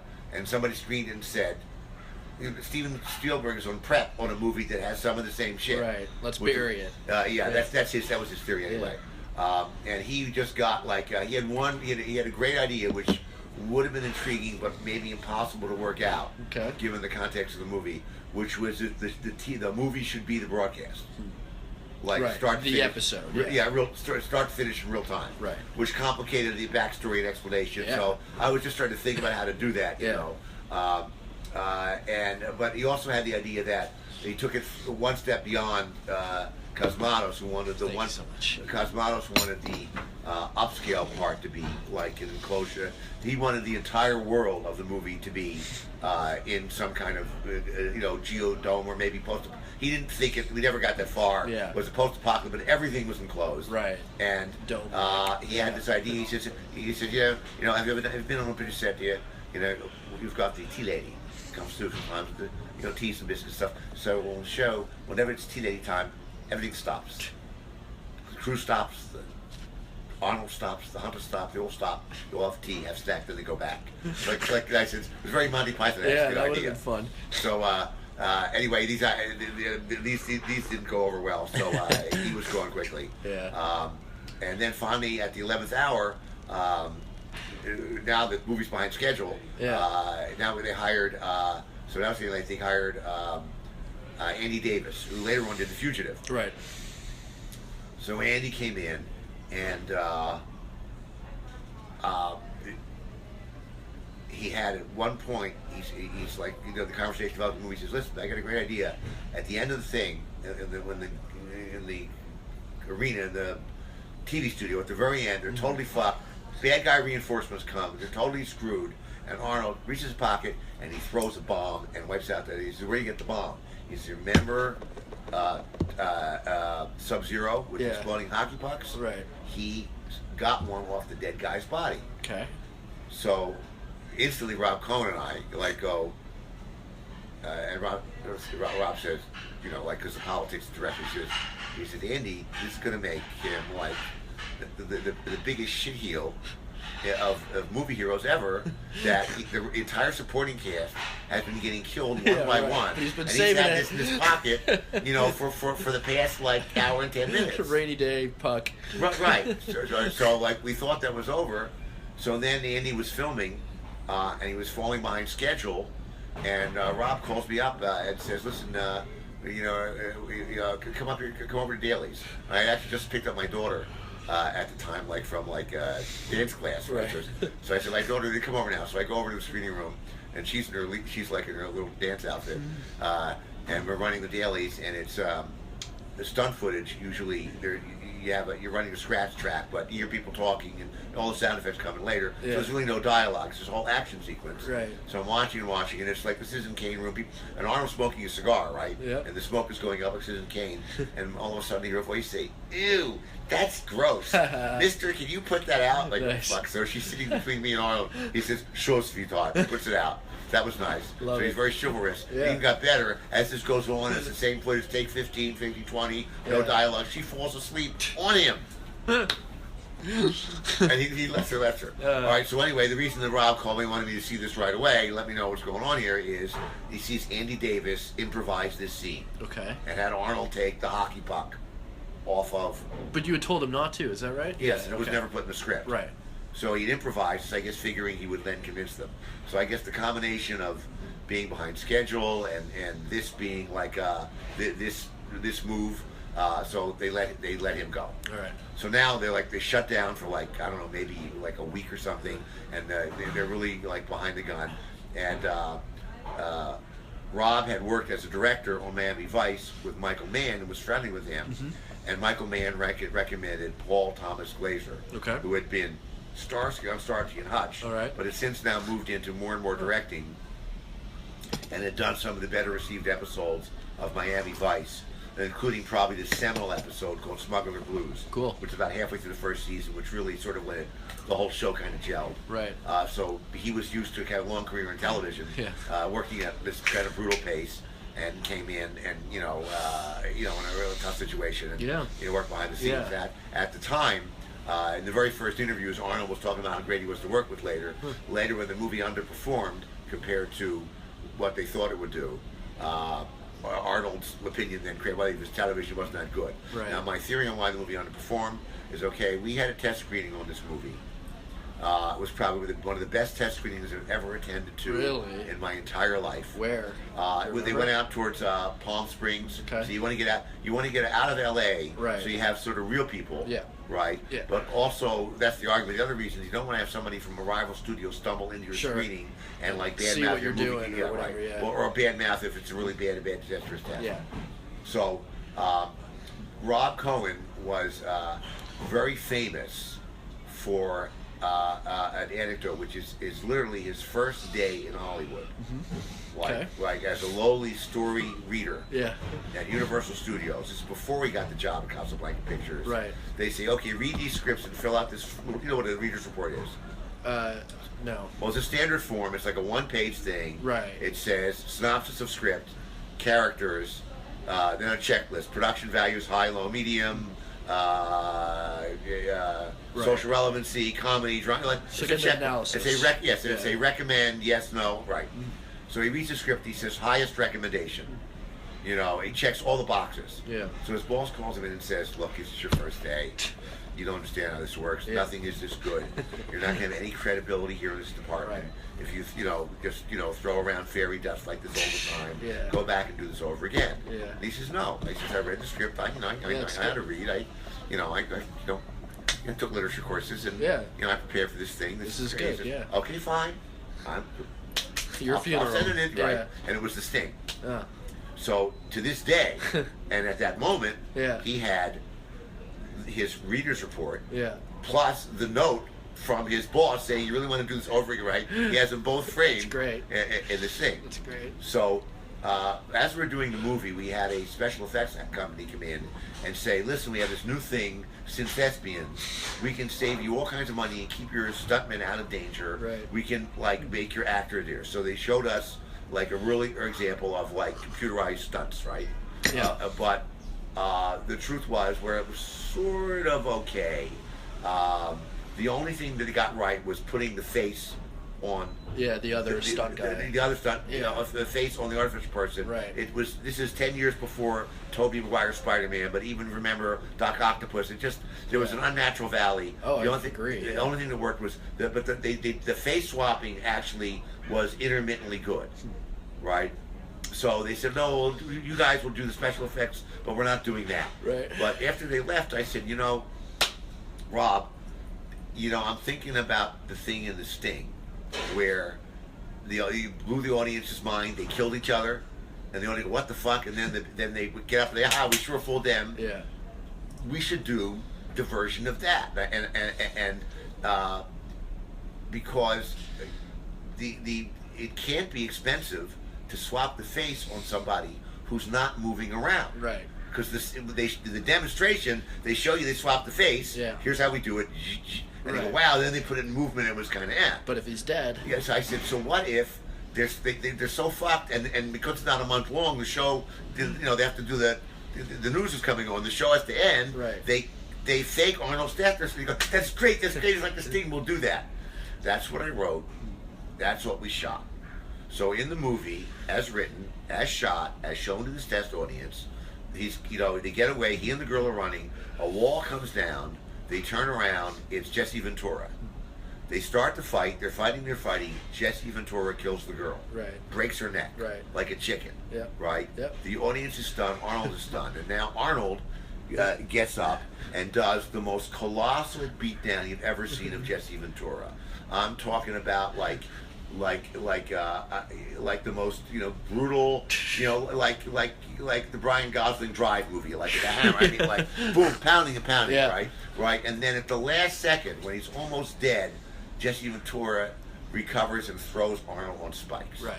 Right. Yeah. And then after that's over, and they say, "Well, that's it. Good night, folks." We cut to the control room and they go, "Whoosh, that really worked." He says, "Good, we got that new face swapping thing." Right. And you see them unface swap the poor dead bastard. Nice. That's what we wrote. That's what we shot. Yeah. So we showed this thing to like maybe 700 people at this movie theater, and it's a rough cut. It says shot missing sometime.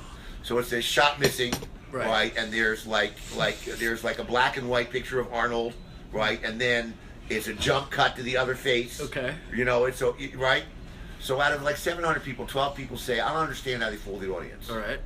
Meaning not us, the fictional audience. Yeah. So because of this, some studio executives said, "This doesn't work, but I have the solution. I'm good in post. Take those two scenes, put it backwards, Nice, and then get the guy who says it's a good thing that face discombobulator worked. Have him say, 'Hey, let's try that face discombobulator.'" Right. Yep. So if you see the movie, you will see the line about the traveling bat. He said, "I hope this works," and the guy's mouth is awake. Right. Yeah, right. So this was done over my text. ADR. But what this ruined was, they always say that like it's the last 10 minutes of a movie that's most important, or you want the audience of a Broadway show to be seeing the two that should come out. Right. So all I can tell you is, it wasn't until Die Hard, a test screening of Die Hard, that I saw an audience go as batshit crazy as when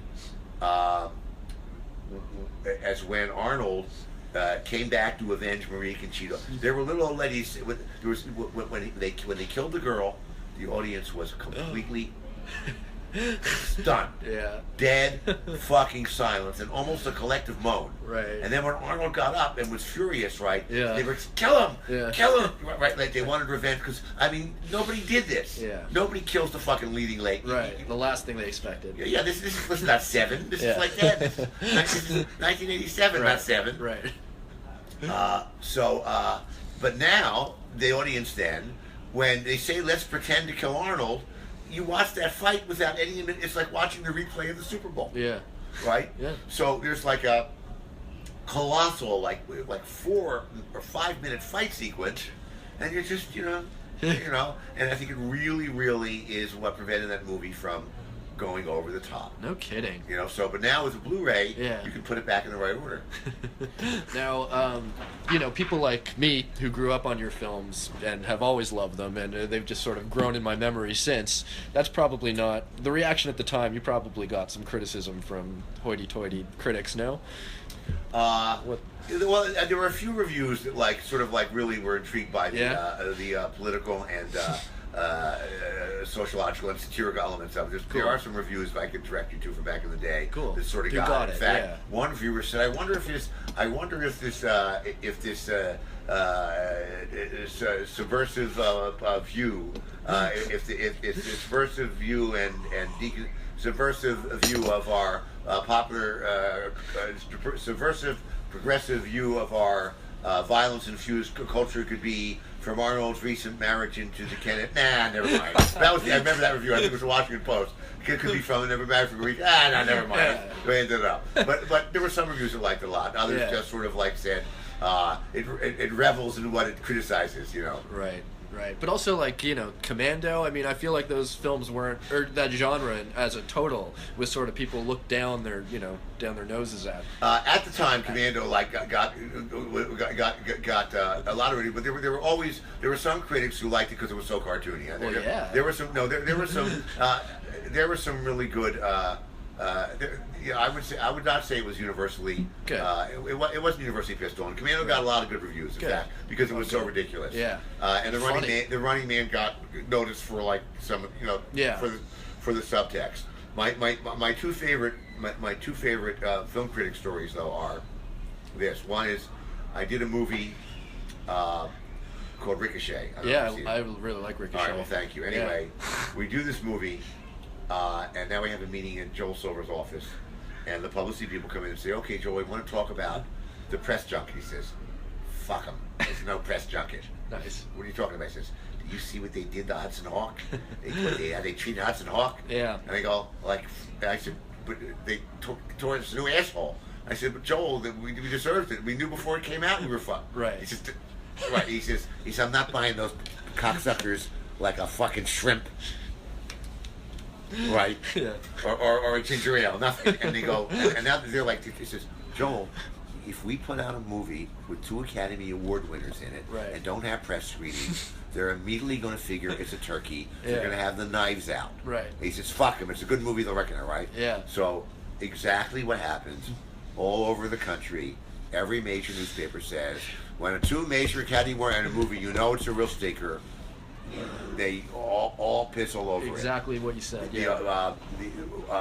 The only exception was, I think, I forget, I think it was Kevin Thomas in the LA Times, who said, why this picture wasn't shown to critics. It's like a neo-noir, a classic thing. Yeah. It twisted, Political. and Armand White. Yeah. He's a very kind of like super conservative black film critic. He now writes for The Observer. I don't know. Anyway, he always has like a conservative politically, but he's very astute. He's usually very contrarian. He went crazy over it, right? And he has a book. He has a book on like movies. He has an entire chapter devoted to this movie. Oh, I want to read and that. Since then, all these books come out like movies on video and stuff like that. Yeah. I look at the paperback books and I go, it says the underrated Ricochet. I go, underrated by you, motherfucker. I remember your original review. So, ex post facto. My other favorite one is. One time I wrote a spec script where I wanted to just undermine every convention of action movies. Okay. Right, which I wrote a spec script, this I'm going back now. This has got to be 15 years ago or something. So I write the script. My agent says I got several people who want to do it, and believe it or not, Francis Coppola wants to make an action movie. He wants to make this movie with Wayne Wang, a big Chinese director. Yeah, I know. It was a Hong Kong movie, though. It was fantastic. So I leave town, I go skiing. This is before there was a cell phone. I come back and I say, well, when do I get my first free shipment of Francis Ford Coppola wine? They go, oh no, we made a better deal for you. It's with this other guy, and it's going to be a Jean-Claude Van Damme movie. And I go, what happened to Francis Coppola? He says, oh, well, they got outbid. This other producer offered more money. Right. I said, how did she not consult? Who says no to more money? Right. So I said, would it take less money for? So they ended up rewriting, having somebody else rewrite the script to satisfy the Chinese government because China was going to take over Hong Kong. Right. So I had a whole thing that was indigenous Chinese gangs. I had studied Hong Kong movies, so they made it Russian gangsters.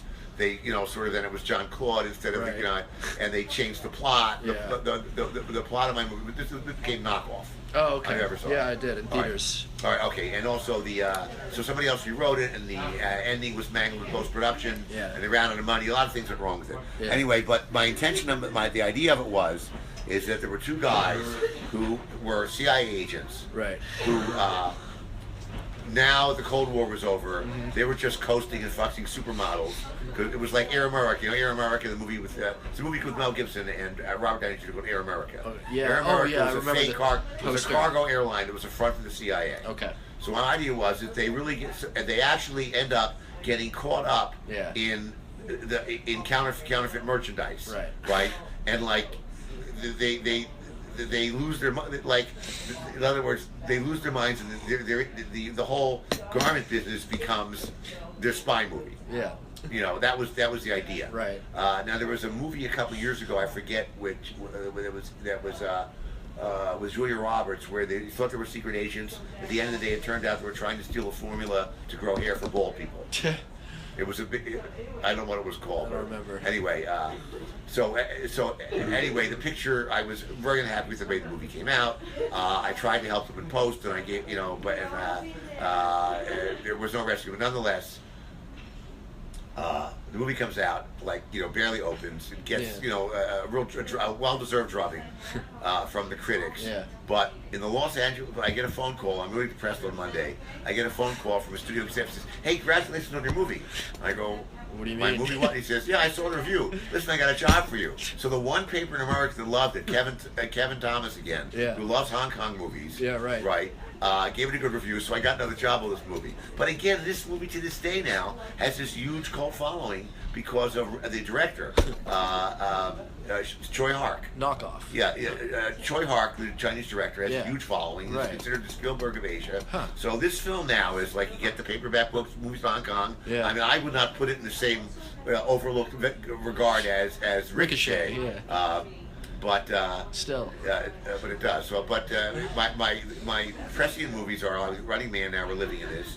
A lot of people, many people, said Hancock is a lot like Yeah. the Captain Invincible. Ever see Captain Invincible? No, The Return of Captain Invincible. No, That's the no, one no. with shot in Australia. Oh, that's what. Okay. With Alan Arkin and Christopher Lee. Okay. Have you seen it? No, I haven't. Well, you got to see it then. Then if you say, wait a minute, Hancock is a lot like Yeah. it. And that's another one. They rewrote it to get Australian comment. Right. And they ran out of money and stuff like that. But that sort of it's a superhero. It's a deconstruction. Yeah. It's a super. It's almost like. It's like Watchmen meets Hancock. If you I know Watchmen. I've read Watchmen. It's a musical too. The music is from the guys that did the Rocky Horror Show. No way. Richard O'Brien? Yes, Richard O'Brien wrote the Really? music. Christopher Lee sings. No shit. Christopher Lee's the villain. Right. And he has musical numbers. I'm gonna love that movie. Yeah, you will love that movie. Oh, cool. You get a whole I mean, lot. can we talk about Die Hard for a little Sure, bit? sure. Okay, So, all right. what happened? There was at the book first. Somebody. No. There's a long-standing. I cannot kill it with a stick. Story that Commando 2 became Die Hard. Okay. Not true. Never Right. was. Commando 2 script is still floating around the internet. Really? Probably will never get made. You wrote that? Yes. I haven't read that. Okay. Yes, there was a Commando 2 script I wrote, and Yeah. then Frank Darabont made some changes on it about 2 years later. Pretty much kept the same plot. No kidding. It has nothing to do with Die Hard. I'll get to something in a moment. Die Hard is based on a book called Nothing Lasts Forever. Right. The reason they changed the title is there was a chick flick called Nothing Lasts Forever, like in the 70s, Yeah. like the kind of book your mom would read, with the bodice stripping cover. Yeah. Harlequin. Yeah. More Sidney Sheldon. He was more sophisticated than the Harlequin Sure. books. Still. And also it's a sequel to another book called The Detective. Okay. And a good bar bet is you go into a bar and you say, the character that Bruce Willis played in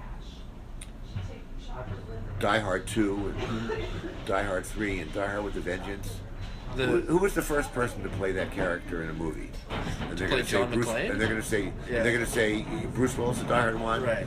You say no. Frank Sinatra, grab your money and run before they break your fingers. Oh yeah. Because there's a movie called The Detective. Right. With Frank Sinatra, which is about a tough cop. Yeah. Who's estranged from his wife. Huh. Who's on a big case, and he's over his head. Right. Right. It was a successful book, successful movie. Frank Sinatra optioned the book and all sequels. And that's- the sequel was Nothing Lasts Forever. Right. So when 20th Century Fox decided, let's make the sequel, they had to go to Sinatra first. And Sinatra fortunately said, I'm too old and too rich Yeah. to do this part in the movie. Yeah. So they changed the character name to sever their legal obligations to Okay. Sinatra's production company. Right. But other than that, it is the sequel. Right. And somehow the rumor got started because the idea for you'll notice in Die Hard 2, a couple people go, "Hey, I saw you on television." Yeah. Right? Because odd because Which we assume is just the aftermath of Die yes, Hard because 1. it was on television in the movie. Exactly. Right, and Yeah. they come up to him at the end. That's right. So it's a natural presumption. Yeah, fuck so it. I had that idea already several Yeah. years earlier when they said, "What would happen in the Commando sequel?" Well, he fucking blew up Los Angeles. He would have been famous for it. Right. Right. So I had said he had retired. He was not in the military anymore. He was already retired when we met him. Yeah. And as a result of the notoriety, he started a security firm. Okay. So in Commando 2, we open an action scene, but Yeah. we realize it's part of his. What year did you write it, by the way? I would say within probably 6 or 7. You know, Wow. I wrote it around the time we were doing right before The Running Man. Got it. Okay. I wrote it right before The Running Man. Literally, like right before The Running Man. Interesting. It was immediately. I was on in the movie as soon as Command Cast said, "Listen, Die Hard." They said we're doing a sequel to Die Hard Monday after the movie opened. After that box office came in. Yeah, like that's it. So I said, well, he would have this job. So in the plot of the movie, he gets hired by a big guy. Says, "I want you in this terrible world with terrorism and the kidnapping executives. Yeah. I've got operations all over the world. My executives work in bad places. Right. I want you to make me the most secure building ever, and I want you to hire the best security people to protect my executives around the world." So it's like the Magnificent Seven, the Dirty Dozen. He hires the baddest, absolute people and stuff like that. Yeah. Then it turns out that the guy who hired him is like a secret arms dealer, and he is just right, and and Arnold, when Arnold realizes it, and then he tries to frame Arnold for like a shipment that goes wrong. Yeah. And then when Arnold wants to tell him on him, he kidnaps both the daughter and the girl from the first picture who is now going to law school. Ray Don Sean. Yeah. And so the end of the movie, the last act of the movie was Arnold had to break in to the building he had made invulnerable and fight all of the bad guys, all of the steroid dogs, and robot patrol droids that he had, commissioned and designed and built and stuff like that. So I think the idea of somebody trying to break into an impregnable building, with somebody trying to break out, got conflated in people's minds and led to this urban legend. Interesting. So is your screenplay for Die Hard pretty similar to the book? It's different in many ways. First of all, in the book, it is an entire third-person narrative. You see everything through his head. You don't see, hear, or know anything that the hero does not see or hear. Right.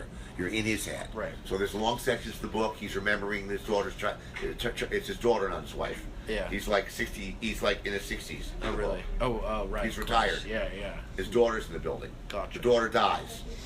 She dies? Yes, she does fall out of the building. Oh, that's brutal. She falls out of the building. Wow. So then it becomes revenge. It's like a revenge. Well, no, it's at the very end. The daughter dies. That's harsh. The book was when the book was written. The terrorism was going on. The Bader Mankoff gang so they are terrorists, and they say it from the outset. Right. And the cover story in the movie. Right. That's what's really the plot of the book. But we're saying this is not going on anymore. Right. They're hard to thieves. believe in this thing, but terrorism was not in the news. It was already a fading issue. It was the kind of thing. It's a Chuck Norris movie. Sure. The terrorism movies. It was beneath us. Right.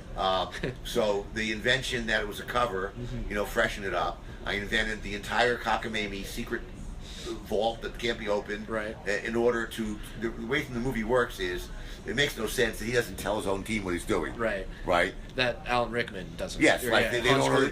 He says the police had to come eventually. Yeah, exactly. It's all part of the plan. Just wait, and the power goes off. But that makes the audience curious. In other words, you're really rooting for Alan Rickman, right? Because if he gets killed, you won't know what his plan is. That's cool. Also in the book, he had actually encountered the bad guy in World War II. Right.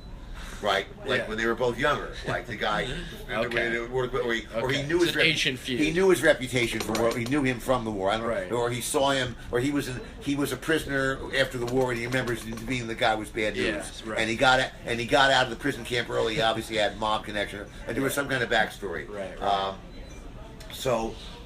Also, the book was written at the height of the CB radio craze. Okay. So the guy he was communicating with at the outside was a gypsy cab driver with the CB radio.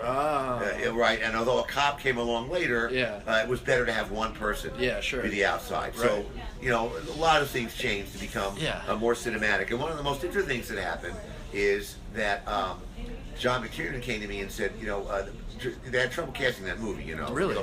They offered it, first of all, there was a draft before I got involved. Yes. Which did not have this cover story. Right. Which was, he was already younger, it was already the wife, and she didn't die. Yeah. But it still had the terrorism. It didn't have the secret safe. It didn't have humor. Yeah. It was the building blocks were there. Right. And it had begun its transition to the movie, and The Cop had been merged with the CB radio. There were important changes that Yes. that Jeb Stewart did on his way to becoming a screenplay. But that draft was sent to Arnold Schwarzenegger, turned it down. Did you think it was going to be Arnold when you were writing it? Or no, the producer had already sent it to him. Yeah. So, by the time it came got to me, it was going to be Bruce. Okay. And you knew him from the show? No, I knew him from the show, and then I met with him and tailored. Once I met with him, I sat with him a whole afternoon. Yeah. Discovered we grew up about 40 miles apart. Oh, cool. He's 5 years younger than me. We went to all the same places in Atlantic City. Right. We had a lot in common. Watched the same TV shows. Yeah. Yippee-ki-yo, motherfucker. We were talking about we used to talk about playing Army. Under the Boardwalk in Atlantic City, and the TV shows he watched. Roy Rogers? And Roy Rogers, the TV show, and he used to sign up the show and say "Yippee-ki-yay!" Right. Right. So that's how they got in the movie from our talking about this stuff. So they went to Arnold first. They went to Stallone, turned it down. Richard Gere turned it down. James Caan turned it down. I hope they're all regretting that decision. They even went to Burt Reynolds. Richard Gere? Anyway. Burt Reynolds, they were desperate. They all turned. You got to remember, at this time, we come through the Rambo, Commando. The heroes were all like invulnerable, superhuman beings. Yeah. They were trying to make wrestlers out of movies, so people read the script saying the hero's a pussy. Right. With a hero, right? So, which is what makes it such a smash. I understand, but at that time, people were looking at the movies, what they're doing. Everybody looked at it through the wrong filter. And I also say, it did not have the humor now. It had this kind of like terrorism story, and there was no surprises or reveals because there was nothing to uncover. Right. So that may have been a factor, but it was a temper of the times. So Willis was a last-minute choice. His agent asked for this outrageous amount of money that totally changed Hollywood. I mean, literally the week after the week. He wasn't even a smash hit yet. I know, but the movie had a start date, they had a release date, they had to get somebody. He had right leverage. Age. They had to get somebody with the right age. Right. Yeah. In fact, I gotta run to the bathroom so badly. The week after the story broke that he got $5 million. Richard Dreyfuss fired his agent and said, "I have an Academy Award and I don't get $5 million, and I can't." Yeah, you're fired. Oh my God! So it rocked Hollywood. But anyway, once we got started, the two things happened. The first thing they said, "Listen, we want you to meet Bruce as a courtesy. Let us know who's doing the rewrites. Here we have to say, do not make any changes for him. Without checking with us because we're already behind schedule, over budget. And whatever you do, promise him." You're not going to change anything unless he asks for it. Okay. He's had it up to here with the constant yellow, blue, pink, blue pages. Right. On the, you know what that means, right? The color pages. Yeah, the different drafts. Some people don't know that. I'm sort of flabbergasted. I guess they read everything on the internet and it's all white. So I go there, and as I'm talking, he says, "This is great stuff. Should be in the script." And I go, "Well, I was told you didn't want any changes." No, man, please. I love where you're going with this. So, green light. So I ended up being on the set a lot. Okay, cool. And writing on the fly. Wow. And some of the most famous things in the movie were came up at the last minute. Oh, I really want to hear about that, but this coffee is gone right now. I was just told that. But that's cool. So, some of the best lines were written on set. The other things happened. For example, one time I'd been in the set all day. I go home, and a lot of the movie, the night scenes were filmed at night because Bruce was still on Moonlighting. He was cast so late. Oh, okay. So at a certain point, a few weeks in the movie, John McTiernan said, "Listen, we're going to kill this guy. He's exhausted his showing. He's working all day in the thing. He's falling asleep in his trailer. Why don't you invent more stuff for the other characters?" Right. So we can give this guy some days off. Sure. So this was the motivation to expand the whole thing with the asshole reporter. Oh. More time with Holly in confrontation. Yeah. So I built up Holly's part. Right. I started, once I saw what Alan Rickman can do, I made more scenes with him and his guys because it was so entertaining. Yeah. And the picture became much richer. No kidding. By, by trying to give Bruce Willis some time off. No kidding. One of the most interesting things that happened in the course of the movie is as we were shooting the movie, Joel Silver kept saying, "You can't fall in hate. We got Steve. We gotta fall in hate." He's always saying, action movies are hate stories. Right. A love story is you have a cute meet, you have a couple of dates, you have a big fight, then you fall in love. Right. An action movie is you have a cute meet, right? Right? You have several fights, right? Right? And then finally, one kills the other. Right. And we can't have acute meat because he'd kill him. And he's on his own and he's outnumbered. He says, we got to solve this. So one day on the set, when the tea lady came around, not actually, but we took a break, you know, for setup there, and like we're waiting for a setup, and we're having like a snacks. Like someone says they came around with something, food, and someone said, Alan Rickman, Alan, you know, a lot of the UK actors, you know, do an American accent. Do you do an American accent? Yeah, right. And he said, I don't know if I do an American accent per se, but I do like, you know, California one. So everybody laughed, and I go, oh my God, hold it right there. Yeah. And I ran over, and I got Joel and Larry, and I said, come over, do that again. Right? And they laughed. They said, what? I said, if he can do that, he can mind fuck Bruce because he's just a voice on the radio. They've never seen their faces. Oh yeah, get McTiernan. So they bring McTiernan over, right. And McTiernan's a meticulous planner. He actually went to AFI as a writer, and he goes right away. He's like a face palmer. He goes, no. He saw him kill Takagi. So I said, did you shoot that yet? And he turns to the first day. He said, what did you shoot that? We shoot that tomorrow. And I said, is there a way he could kill Takagi and he doesn't see his face? You know, his back is turned. Sure. That's such a cheat. I said, well, let's go look at the set. So we walked over to the set, which is already there, and McTiernan walks around, you know, going like this, and finally says, this big conference table, right? If we turn it this way, and it had like a big solid leg, not 4 legs, but like a wall leg. Right. He could see it, and it won't be the cheat where you're like got his back turned. Yeah. So he said, so the guy, should we move it? He said, boss, should we move the table, boss? He says, no, not yet. He says, go write the scene. Bring me the scene by the end of the day, and I'll decide. Right. So they evicted somebody from the nearest office and said, write the scene. And there was a scene in the movie already, like it wasn't like where he killed just another random guy. Yeah. He ran, you know. So there, you know, it wasn't like I had to invent something from scratch. Sure. Instead of killing, you know, the third guy from the left, right, he'll meet this guy and not kill him. Right. So other actor was happy, got to work more days. They put me in front of a typewriter, and I'm waiting for I got to do this now, you know, because like I was not at home. So I wrote the scene, brought it back, McTiernan liked it, and said, okay, that's what we're doing. So that happened because I was on the set. Right. And another thing that happened is like, and maybe even that same day, I go home, I'm like, and I get a phone call like at 1 o'clock in the morning. You got to come back to the set. And I go, what is? He says, well, the scenes you wrote where he's crawling through the air vents. Yeah. These fucking air vents, they built them like the real size of air vents. It takes them a month to move through them, so we need like more lines. So I went down to the set, and they handed him like a walkie-talkie. Right. And I just kept making up new lines, you know. So a lot of that stuff, he's like, come out to the coast. Yeah, and I exactly. just thought of that on the fly. And I know what a TV dinner feels like. That was his ad-lib. Right. Now I know what a feed, you know. So that was cool. There. And my favorite improv was. Tell me. Okay. And this is one you can try it at home. Is that we said, you know, we put this thing together so fast and changed it so fast. How are they going to get away with it? They asked for the helicopter, right? But that was a jerk off. How are they really going to escape? Yeah. What was their plan? He says, we got to say something. He got to serve it with a line.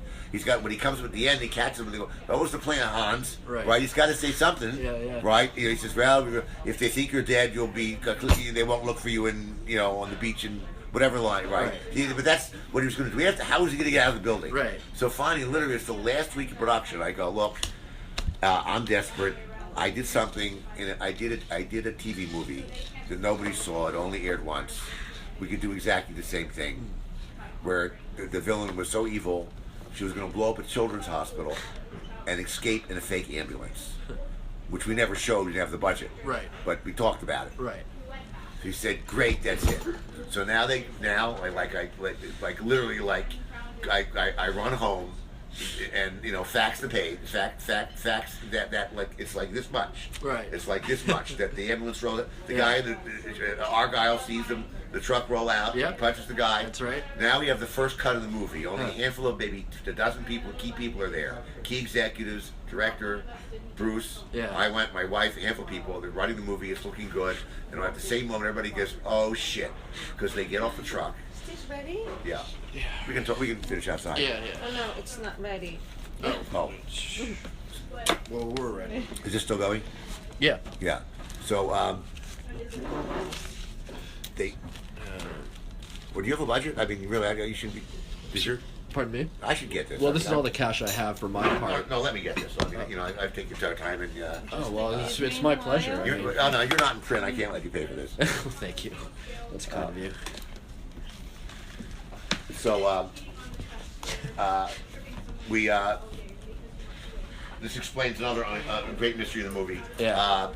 We go to have the cut. They get off the truck. Then the truck pulls in. They walk out. Right. Originally, they walk out, and they had a little conversation at the end of the truck. And while they did, you can see there's nothing in the truck because we hadn't thought of the ambulance, fake ambulance, at that time. That's right. So they go, okay, all right, we'll keep rolling. We'll just get the scissors in there and trim that. But what was the conversation they had at the end of the truck? What it was, when they got out of the truck, he had the first line of dialogue in the movie, Alan Rickman. Okay. And he said in German, "Gentlemen, synchronize your watches," right? And the camera, while the camera craned up a little bit, they all put their wrists out. They all had the same identical watch. And he said, "Synchronize your watches on my mark," in German. And they all clicked their watches and went deet. And he says, "You all know your jobs, you all know the schedule," and they split up. Now in the movie, before we knew we were going to cut this out, you remember the first guy he kills totally by accident and rolled down the steps, right? Yep. To show that he's a regular person. That's right. Right? So he searches the guy. He looks at the IDs. Later on pays off. He finds the cigarettes.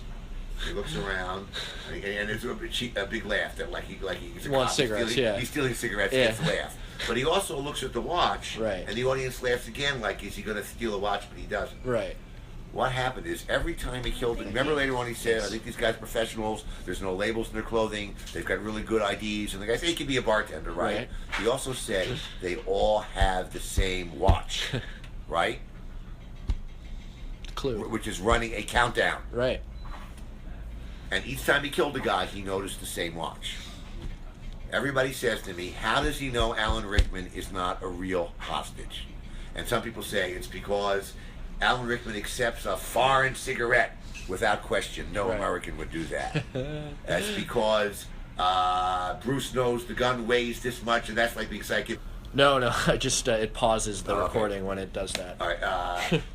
It says no. If you look at the movie, and he's so smart. He says, "What's your name?" He says, "Clay, Bill Clay." Right. He's when he lights the cigarette, Bruce sees he has the same watch as all the other watches he's noticed. If the movie has originally assembled, you would notice. I didn't catch that. Well, again, we trimmed it out. Yeah, right. In other words, as he killed, except for the first one, the others are all gone. But originally, a shot, he noticed, like, and when he said they have the same IDs, right? He said they have the same watch, right? Yeah. That's the reason. Gotcha. But because we had to cut the minute they come out of the truck, and if you look at the movie again, if you got it, you'll see we cut at the last possible second. We went as far as we dared. Right. If we cut it earlier, they wouldn't have gotten off the truck. So at the earliest opportunity, we cut. So because of that, you took out synchronize your watches. So therefore, there was no identical watch. I mean, he does say there was no identical watches for Bruce to notice. So everybody says he must be psychic. Yeah. The other thing people ask me all the time is how he said it wasn't really stupid for Bruce to shoot guns at Pal. He might have killed Pal instead of just shooting the car. Right. I said he didn't. There's always people that think that Bruce shoots his machine gun to get Al Pal's attention. Right. I guess people drop their popcorn or something. He throws the body on the car. Right. Right. But the bad guys shoot at the car. That's right. I think what it is you see Reginald Bud Johnson is backing away and bullets hitting his car, and he goes off the edge of the parking lot. And then they cut to Bruce saying, "Welcome to the party, pal." Right. So people think maybe he just fired. Yeah. But that's because they were trying to get to third base with their girlfriend or away from the screen for a minute. Yeah, not very observant. Sure. Cool. And last time I saw Die Hard, I was struck by the fact that today, Holly would be some broad, some beautiful 20-year-old blonde, but Die Hard, it's like just a real wife. It's just like a real story. I mean, how have you felt about the evolution of action? Do you know what I mean? Well, I think that may be the hypothesis of the action movie, and it really holds up today. The only thing that dates it is Bonnie Bedelia's hairstyle with shoulder pads. So really everything, and the fact that people aren't using cell phones. Well, Other than that, the movie, it really holds up. Yeah. What's interesting though about the evolution of the action hero is that it got turned down by all these people who all wish they had done it. I bet. Because the guy seems so passive in Right. comparison. I mean, he spends the entire first act of the movie hiding. Right. The entire first act of the movie trying to call the police. Right. Totally. Trying to get help. Think I'm ordering a He fucking spends the pizza? second act hiding, Yeah. running, Yeah, and yeah. finally he takes the upper hand in the third act. Right. Anyway, I at that time I'd only taken my kids.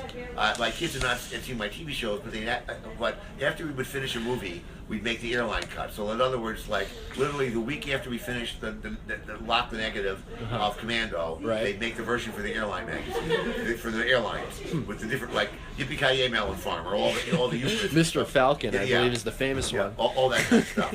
So I had shown my kids had seen like 48 Hours, Yeah. and they had seen Commando, but they'd seen it on a VHS that I brought home from the studio Right. before it even went to the airlines. Good. Like, Uncensored. Right? So Die Hard was the first time I took my kids to one of my movies theatrically. So Cool. my son at the time, I guess he's like 11. 10, Yeah. 11. So when Bruce looks out of the bathroom door and sees all these guys come to have the equipment, and he sort of like objectifies himself as kind of like acting one-on-one, but it's the right thing. He looks at you right, and he's right, and my son says, "Dad, the hero's chicken shit," and I go, "Where did you learn that word? Not from my movies." Yeah. That's funny. Awesome. So anyway, my third cult movie, I just remembered what it is. Oh, tell us, It's yeah. The Spirit. It's the TV movie. Will Eisner's The Spirit. Only what's his name? Frank Miller's version of it was a big bomb. Okay. Did you see it? No. Oh. No. Well, The Spirit is a very seminal comic book by the same guy who invented Sheena. Okay. He was basically like a film noir detective. All right. And all he did was wear a mask. Other than that, he was not a superhero. The Spirit. Yeah, it's quite famous and legendary. It's Okay. a very important comic book. It probably introduced the whole cinematic way of storytelling to comic books. Period. Oh, wow. It actually was a newspaper. What'd you say stuff. about Frank Miller? He was involved? No, Frank Miller, Will Eisner. The Academy Awards for comics is called the Eisner Awards. Okay. Named after Will Eisner because he's the first guy. He's largely the first comic book artist to be taken seriously as an artist, and pretty much all the modern look of comic books comes from this guy. The work he was doing in the late 30s and early 40s. Right. It's a very important book, and Yeah. it's in revival now. But he's been dead like 25 years. Gotcha. So anyway, everybody in the comic book business says, "Oh, he's a god to me." So Frank Miller says he's a god to me. So Frank Miller, Robert Rodriguez, was so reverent to Sin City that he insisted that Frank Miller have a co-directing credit. But all Frank Miller did is Robert Rodriguez would line up a shot, Right. hold the comic book up, and Right. say, "Frank, want to take a look?" He says, "I think it was over to the left a little more." Right. So he gave him, out of his reference for him as a graphic artist, this is Frank Miller, who's still alive, Right. is still with us, he gave him a co-directing credit. Yeah, I know. People saw that and said, "Wow, let's hire that guy to direct a movie." Frank Miller. So they said, "What would you like to do?" He said, "I'd like to direct a movie of my idol, The Spirit." Right. But right away he calls it Frank Miller's, The Spirit. Will Eisner's The Spirit. Right, which is Ownership. a little strict. You know what I mean? It's not his. It's like not... Stephen D'Souza's, Ernest Hemingway's. He then pisses all over the premise of the thing. Really? By giving the guy superpowers, that like some weird thing that happened to him made him, like Wolverine. Yeah. And then made it a Mutable. complete cartoon. The whole point of Will Eisner's thing is that it was neo-noirish. Right. While it was comic elements, it was gritty and dark, and the criminals were there was sex, and it was very bold and daring. Yeah. So he made it this whole horrible cartoon thing. He does it in black and white for no reason. The Spirit was in color. Right. It was neo-noir, but it was in color. Yes. Can I But take this? yes, but because Here, since close, okay, so you know. Okay, we'll so leave right as when soon as I you... get that back. Yeah. I already brought it back. Oh, I'm sorry. Oh, okay, we're holding you up. Okay. We're in a Okay. deep conversation. Sorry. Okay.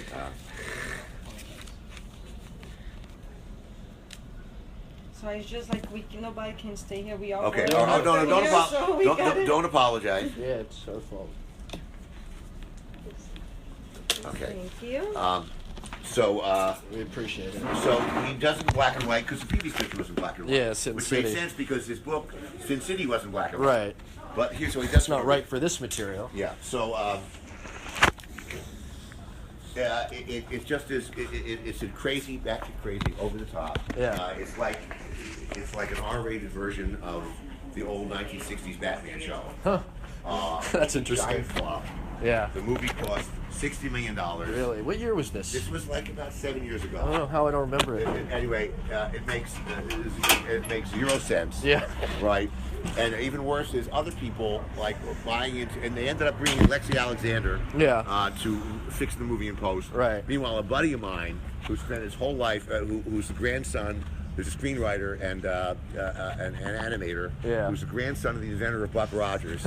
Spent his whole life trying to get Buck Rogers made. It's a big feature film. Always had trouble because he had all these cousins and other heirs of the right. They finally set it up and they hire Frank Miller to make the Buck Rogers movie before they realized right. So now they had to deal with him and they're tied up with Frank Miller, but nobody wants to make the movie. So the domino effect. Oh, the man. point of the story is, in 1980. Right before Die Hard. Yeah. So in 1986, I made a TV movie pilot of Will Eisner's The Spirit. Right. With the guy from Flash Gordon as the lead. All right. Which TV aired, show? It was a TV movie, so it was 90 minutes long. Yeah. It aired once, and it developed a reputation in the ensuing years as a bootleg at Comic-Con. Oh, cool. So it finally came out on Warner Brothers 2 years ago. And it got a higher rating and got great reviews compared to this. So my movie cost $2.7 million, and I shot it in 16 days. Nice. Right? Better than Frank Miller's. And it's better than the $60 million Frank movie. Now, the $60 million movie was shot in 50 days. Yeah. Now, my $2.7 million in 1986 would be 13 million today, but the 16 days would still be 16 days. So that's my third cult movie, and you can probably get it if you're curious. Oh, I am. The only reason to see it Yeah. is to see the first draft of the escaping in the ambulance. It sounds like there's a couple reasons to see it, but that's a good one too. Yeah, but that is again, that's very campy. It was like it's deliberately goofy and funny. Yeah, so I mean, just one last question. I know everything you did was quote unquote pulpy, I suppose, but when you think back on sort of the 80s, do you consider it sort of something of a golden age? I don't know what everybody else is doing. Yeah. I can only say what I was doing. Sure. The movies with Arnold that I did were, I think, to me, were a natural evolution of the TV work I was doing. Those kind of borderline science fiction shows. I mean, I didn't have Arnold do anything in those movies that like Lee Majors didn't do on the $60 Million Man. Right. Only excuse was he was superhuman. With Arnold, you don't have to explain that. Yeah. But there's a certain kind of thinking. Not everybody that knows how to make those movies, gets it. I remember I was in a meeting on a movie once with an executive who said, "Oh, everybody wants to make these. Everybody wants to make an action movie, and they don't know how to make." Larry Gordon did all those movies with Burt Reynolds. Mm-hmm. He did Hard Times. You look at, they did The Warriors. Like he made, manly, tough action movies, right? Yeah. So other people want to get in that game. I remember in a meeting, I had a meeting on a picture that never got made, a good script, where Arnold was going to be the lead, and he was going to be a hitman who is supposed to gets hired to whack somebody in South Africa. Okay. And he gets rat fucked on the way out, and gets stuck in the jungle. Yeah. And has to survive in a rural, right. in this environment. Sounds cool. So I had a scene where he builds a raft. The scene says, "So, hold a second, you need to explain in the movie how Arnold Schwarzenegger knows how to build a raft." So I go, "Really?" And the other people in the room, none of these people, they go, "Yeah, how does he know?" I said, "Well, Arnold Schwarzenegger. I mean, how do you have to explain that? And you get that a lot with people who want everything, sort of over-explained. Yeah. Or say, I have a solution. The worst thing that's happened in the entertainment business, and the best thing that's happened in the entertainment business. Do you know a guy who worked on Lost? Damon Lindelof? Maxilla Grava. He's got the hyphenated name. I don't think so. I'll send you a link to him. Yeah. He says, Okay. The technological revolution that has made the film equipment nimble, that made editing quick, special effects easier. Yep. It's made storytelling more complex because you can be more efficient. Has also allowed clueless executives to meddle more. In the '80s, we're making a movie on a tight schedule or a TV show, and somebody says, you know, that girl I had you hire to be the cute waitress, Right. give her another close-up. They would not dare say that because when you are working analog, right, on a work print, that change will delay things 24 hours. That simple change. But now when it's electronic, Right. you can do it in the same time it takes to say it. Right. So there is, depending on how strong your producers are, right, you can spend way too much time tinkering now. Yeah. Because it's possible. Right. So that's, I think, the most annoying thing. And the other thing is that everything is so expensive now that you have multiple partners making everything, which accounts for a lot of bad movies. Right. You have a situation where a star or a director is acting up. When you are the sole studio and sole producer, they go in and say, listen, Zach, I know you got a whole thing going on with the wife and the girlfriend and the rehab. You got to get your shit together, okay, right? Or Right. I don't want to talk about what's going on here, right? We want to work with you at the studio, but like get your shit together, get out of the trailer, get on the set. But now when you have like 4 entities come together, they go, well, you know, I only have 20% stake in this thing. He's a big star. Right. I want him to come to my party, and I want to make a sequel to the other movie with him. Yeah. Why don't you talk? So no one will bell the cat. Right. So you have these situations where you hear speakers being out of control and stuff like Yeah. that. It's because nobody is They're allowed. invested enough in the project to stick their neck out Oh, man. and confront a difficult person. It takes Right. a rare kind of person to be willing to do that. Right. You know, and Right. so that contributes to some of the really hard. You say, how did this get made? How this got made is nobody would bell the cat. Yeah.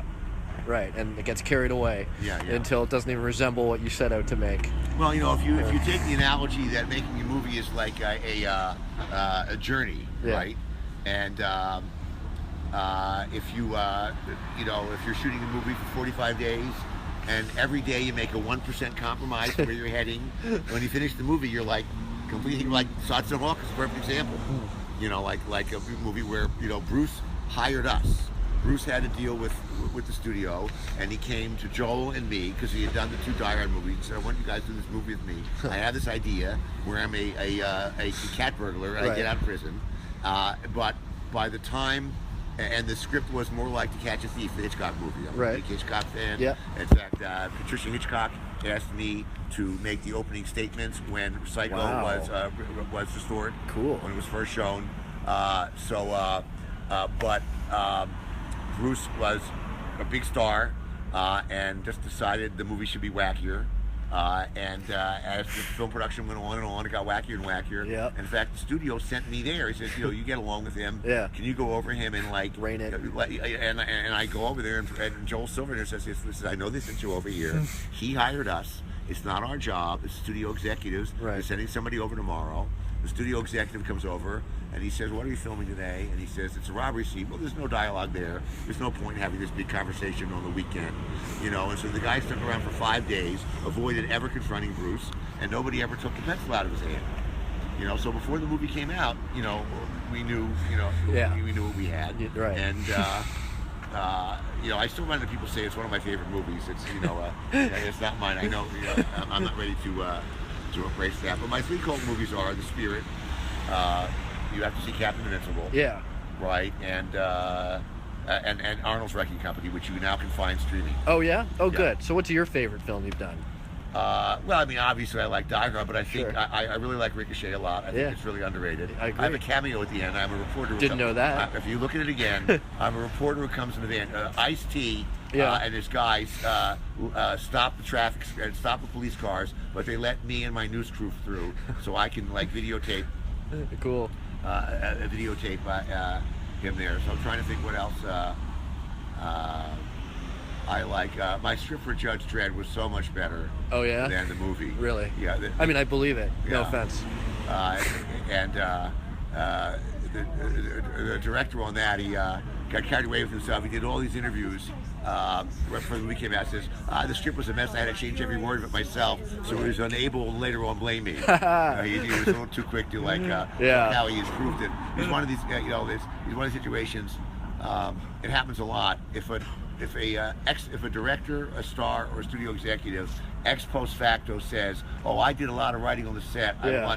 screen credit, Right. The studio should say no. Yeah. Or if they say yes, you have to present documentation. Sure. But they never say no. So a lot of times you get dragged into a screen art credit. So I'll let this one of the examples. The director says, "Oh, I changed the movie so much, I made it wonderful." So it changed enough to fuck it up, and not enough to get the name on it. Right. Careful what you wish for. The thing that drove me crazy was the wardrobe on that. I wanted to have.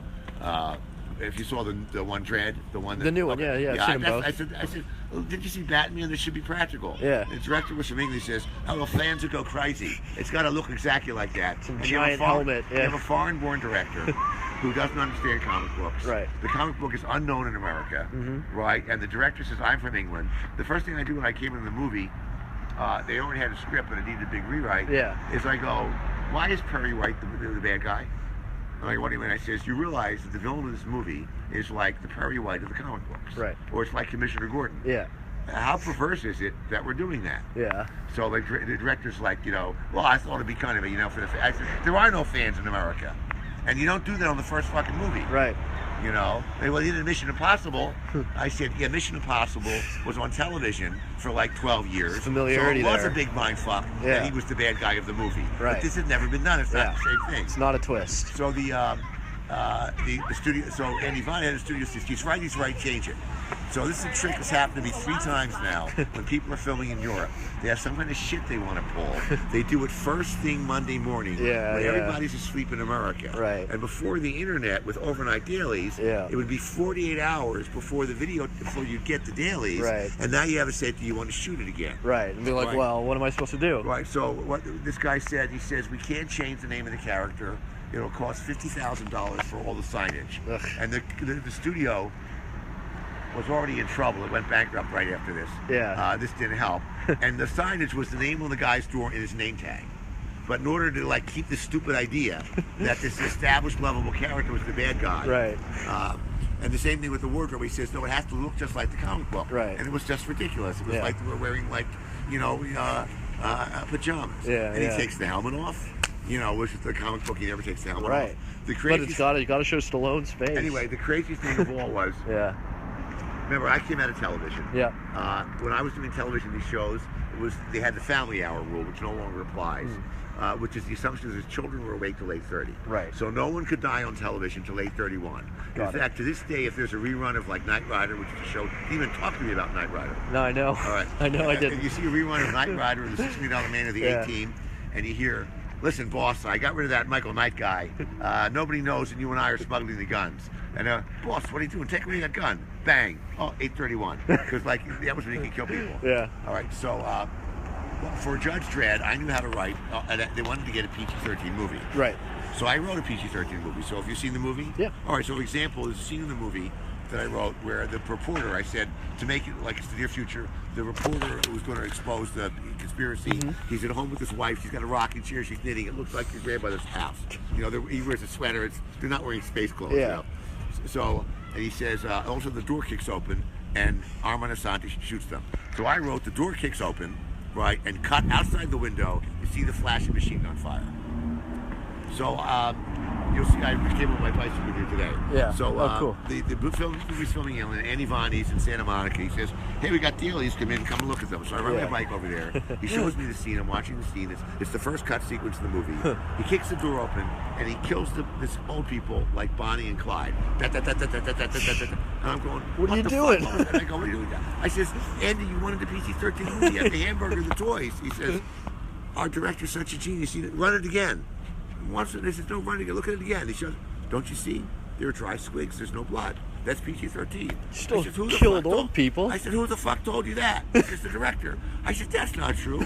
Oh, I'm sure it is. He wouldn't say it if it wasn't. I said, were you in meetings with him? Yeah. He said, the best one of all was, I write in the script, when Jürgen Prochnow realized he's gone too far. Yeah. He says, I'm putting an end to this, Rico. It's gone too far. And he says, robot, kill Jürgen Prochnow, rip his arms and legs off, and save his head for last. I want to hear him scream. That's the line. I write in the script that the robot lumbers over, leaves frame. Yeah. Joan Chen goes like this, and you see shadows and hear horrible screaming and sound effects. Yeah, that's good. He has an audio animatronic Jürgen Prochnow made operated by puppeteers, Okay. and pulls the arms and legs and heads off on camera brother. and shoots this. The movie was turned to the rating board. It was rated X. Oh my God. Right? They recut it again. Yeah. It was rated X.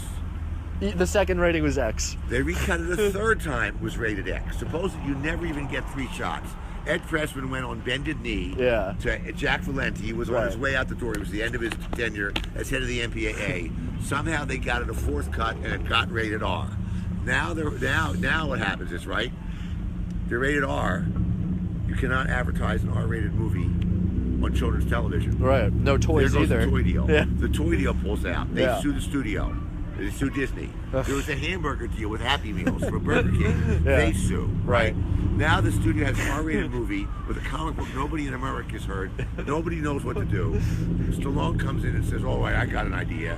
And he had been reading the comic books. He decides, and he has the clout. Now the studio is already in chapter 11. Right. The advertising campaign is cartoon ads. Okay. Like the beginning of a Marvel movie. Right. But not even like Marvel, which is gritty, like Wolverine. Yeah. If you can look up online Judge Dredd newspaper ads. Oh, cool. It looks like a comic strip with balloons. Do you remember the Phantom movie? Yeah. Like Stop Evil? Yeah, 95 or so. Okay, the campaign for the Judge Dredd movie at the time, newspaper ads, it's comic strips with balloons, with talking balloons. Okay. Stop thief. Right. I am the law. Right. That was on buses. So you have this cartoony campaign for this R-rated movie, which is just shy of an X. So anyway, cut to years later. You remember Stephen Cannell, a great television guy? I don't know. Stephen J. Cannell. He's a big TV guy. Yeah. He's the greatest American hero. Okay. And a lot of great TV shows. He called me in because I knew him from Universal. He said, "Listen, they want to make a feature film of the greatest American hero at Disney." Right. I remember you had some good ideas at TV. So I have this pitch for how to reinvent this TV show, The Greatest American Hero. Yeah. He says, "Great." We go to Disney. I go pitch it. I have this great meeting. They go batshit crazy at the movie. Who's your agent? I'm on my way home. I get on the car phone, and Stephen Cannell, because I don't know what the fuck happened, they kicked us upstairs, and the guy said to Souza, "That cocksucker, he gave us a movie that was almost rated X. We got sued by the hamburger people. He'll never make a movie at Disney." God. And I go, "That wasn't my fault. Yeah. It was the director." Yeah. Oh man, what a tale. What a career. Yeah. Well, it's still going. The next thing I'm doing is going to film in Canada. Yeah. Vancouver. I would suspect Vancouver. It's called Gulliver's Curse. Cool. And it's sort of the idea of the Da Vinci Code on Gulliver's Travels, that all this time, the original manuscript of Gulliver's Travels had a palimpsest hidden in it under the original text that these places really exist, that there is a wormhole on Earth, that if you get there at the right time, you actually go to an alternate Earth where these places all exist. Cool. And it's taken its inspiration from the book. I don't know if you ever read the book. I haven't. Okay, the real book is twisted, dark, really perverted. Well, I believe it, it's actually. Not, right, and he goes to 10 imaginary lands in Japan. And one imaginary land is the giants and one is the little people, but the others are just normal sized people, but it's like Game of Thrones. It's crazy and sick. Interesting. For example, everybody remembers the adulterated children's version. They just kept the 2 chapters with the giants and left out all the others. Okay. But which is not done in the Victorian era. Right. But in the original, everybody remembers probably, even if you never saw a cartoon parody of it, they tie him down. Yeah, sure. The Why giant why do they by tie a him million down? little strings. Why? So he can't. They tie him down so they can blind him like Ulysses blinded the Cyclops and castrate him. Because what the fuck, right? Everybody remembers in this children's book that the princess of the giants thinks he's cute and keeps him in a little dollhouse. Right. But in the book, she and her handmaidens use him as a human dildo. I got to read this book. Well, in the book, it's written in the 1700s. He says, "Dear reader, if I could tell you the indignities and the orifices of their bodies that I was subjected to from head to toe, I leave to your imagination." We get it. Yeah. Jesus. Yeah. Well, so anyway, it's going to be like what they're saying. It'll be like Indiana Jones meets Game of Thrones. Cool. We'll see, and that's supposed to film. If we keep on schedule, right now it seems to be like a little behind schedule. It's supposed to film in the autumn in Ireland, but I won't be surprised if it pushes to early next year. Well, I'll be sure to cover it. Keep an eye out for it. It's called Gulliver's Curse. Cool, man. I'm looking and forward to it. It's going to be a 10-hour 10-hour limited series, but the way you do television now, you do 10 hours, Yeah. and you it comes to an end, but you leave the door open, like Stranger Things. Right. Perfect example. It's an end, but is it? Not really, yeah. So that's the next thing, I also have the long-awaited, long-promised. Flash Gordon is on. It's off. Really? It's off. Yeah. Yeah, but Flash Gordon, my Flash Gordon was starting back to life, and John Carter tanked. And Flash Gordon, owed so much to John Carter that the failure of John Carter is going to knock Flash Gordon back. I see. And John Carter, of course, why did that movie tank? Nobody knew what it was. Yeah. Why did nobody know what it was? Hollywood groupthink. Right. It was supposed to be called John Carter of Mars, but Mars Attacks had failed, and Mars Needs Bombs had failed. Yeah. Now Mars Attacks failed because I love Mars Attacks because it just wasn't what people expected. Yeah. It was awesome. Yes, but it was literally what the cards were. Right. It was gruesome. It was bubblegum cards. Yeah. This right. Yeah, I know. I actually had those cards. Oh, cool. Really? My mother threw them out. Yeah. Anyway, that's unfortunate. Mars Needs Mom Yeah. was a children's book, but when they made the movie, it didn't look like the children's book. Right. That's like making a movie of Dr. Seuss and not having it look like Dr. Seuss. So in their wisdom, they just said, the audience doesn't like Mars. So they, instead of calling the movie John Carter of Mars, right. so you have some idea it was a space just movie. Some guy's name. It was just called John Carter. Yeah. And the books were never called John Carter anyway. Right. They were called like a Princess of Mars, right. the Chessmen of Mars. Yeah. Mars was in every That's title. not the title that right. people remember. So the posters were a giant gorilla, Yeah. a giant white gorilla, and a guy with a sword. Yeah. So nobody knew what the fuck it was. That's right. I didn't know what it was. So anyway, that's Flash Gordon. They keep saying Sergeant Rock is going to get made, but the last I heard it was going to be in the future, which is a really stupid idea. That was a greenlit movie for Arnold.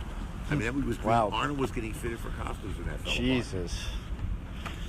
It's crazy business. All right, for your next book. Yeah. It was a pleasure to meet you. Good I to meet you too. really appreciate the long conversation. All right, I'm happy to do it. Gee, I was talking about myself. I'm a little stoned here anyway. I'm flying on steroids and, that's all right. cold medicine. So I gave you anyway. So you got to carve out the Running Man portion of this. That's right. Right. I'll do that, and I mean, if unless you have an issue with it, I think I'll leave the audio for anyone who wants to hear it, because people want to hear about all the stuff you're saying. What, this entire audio here? Yeah, I think I'll transcribe the Running Man stuff and then leave the audio for anyone who cares to go into it. I don't know. How do you feel about that? Well, I don't know. I'm trying to remember what I said. Did I mention my wild affair with Angelina Jolie? You did not. Oh, well, let's get that now. All right, good.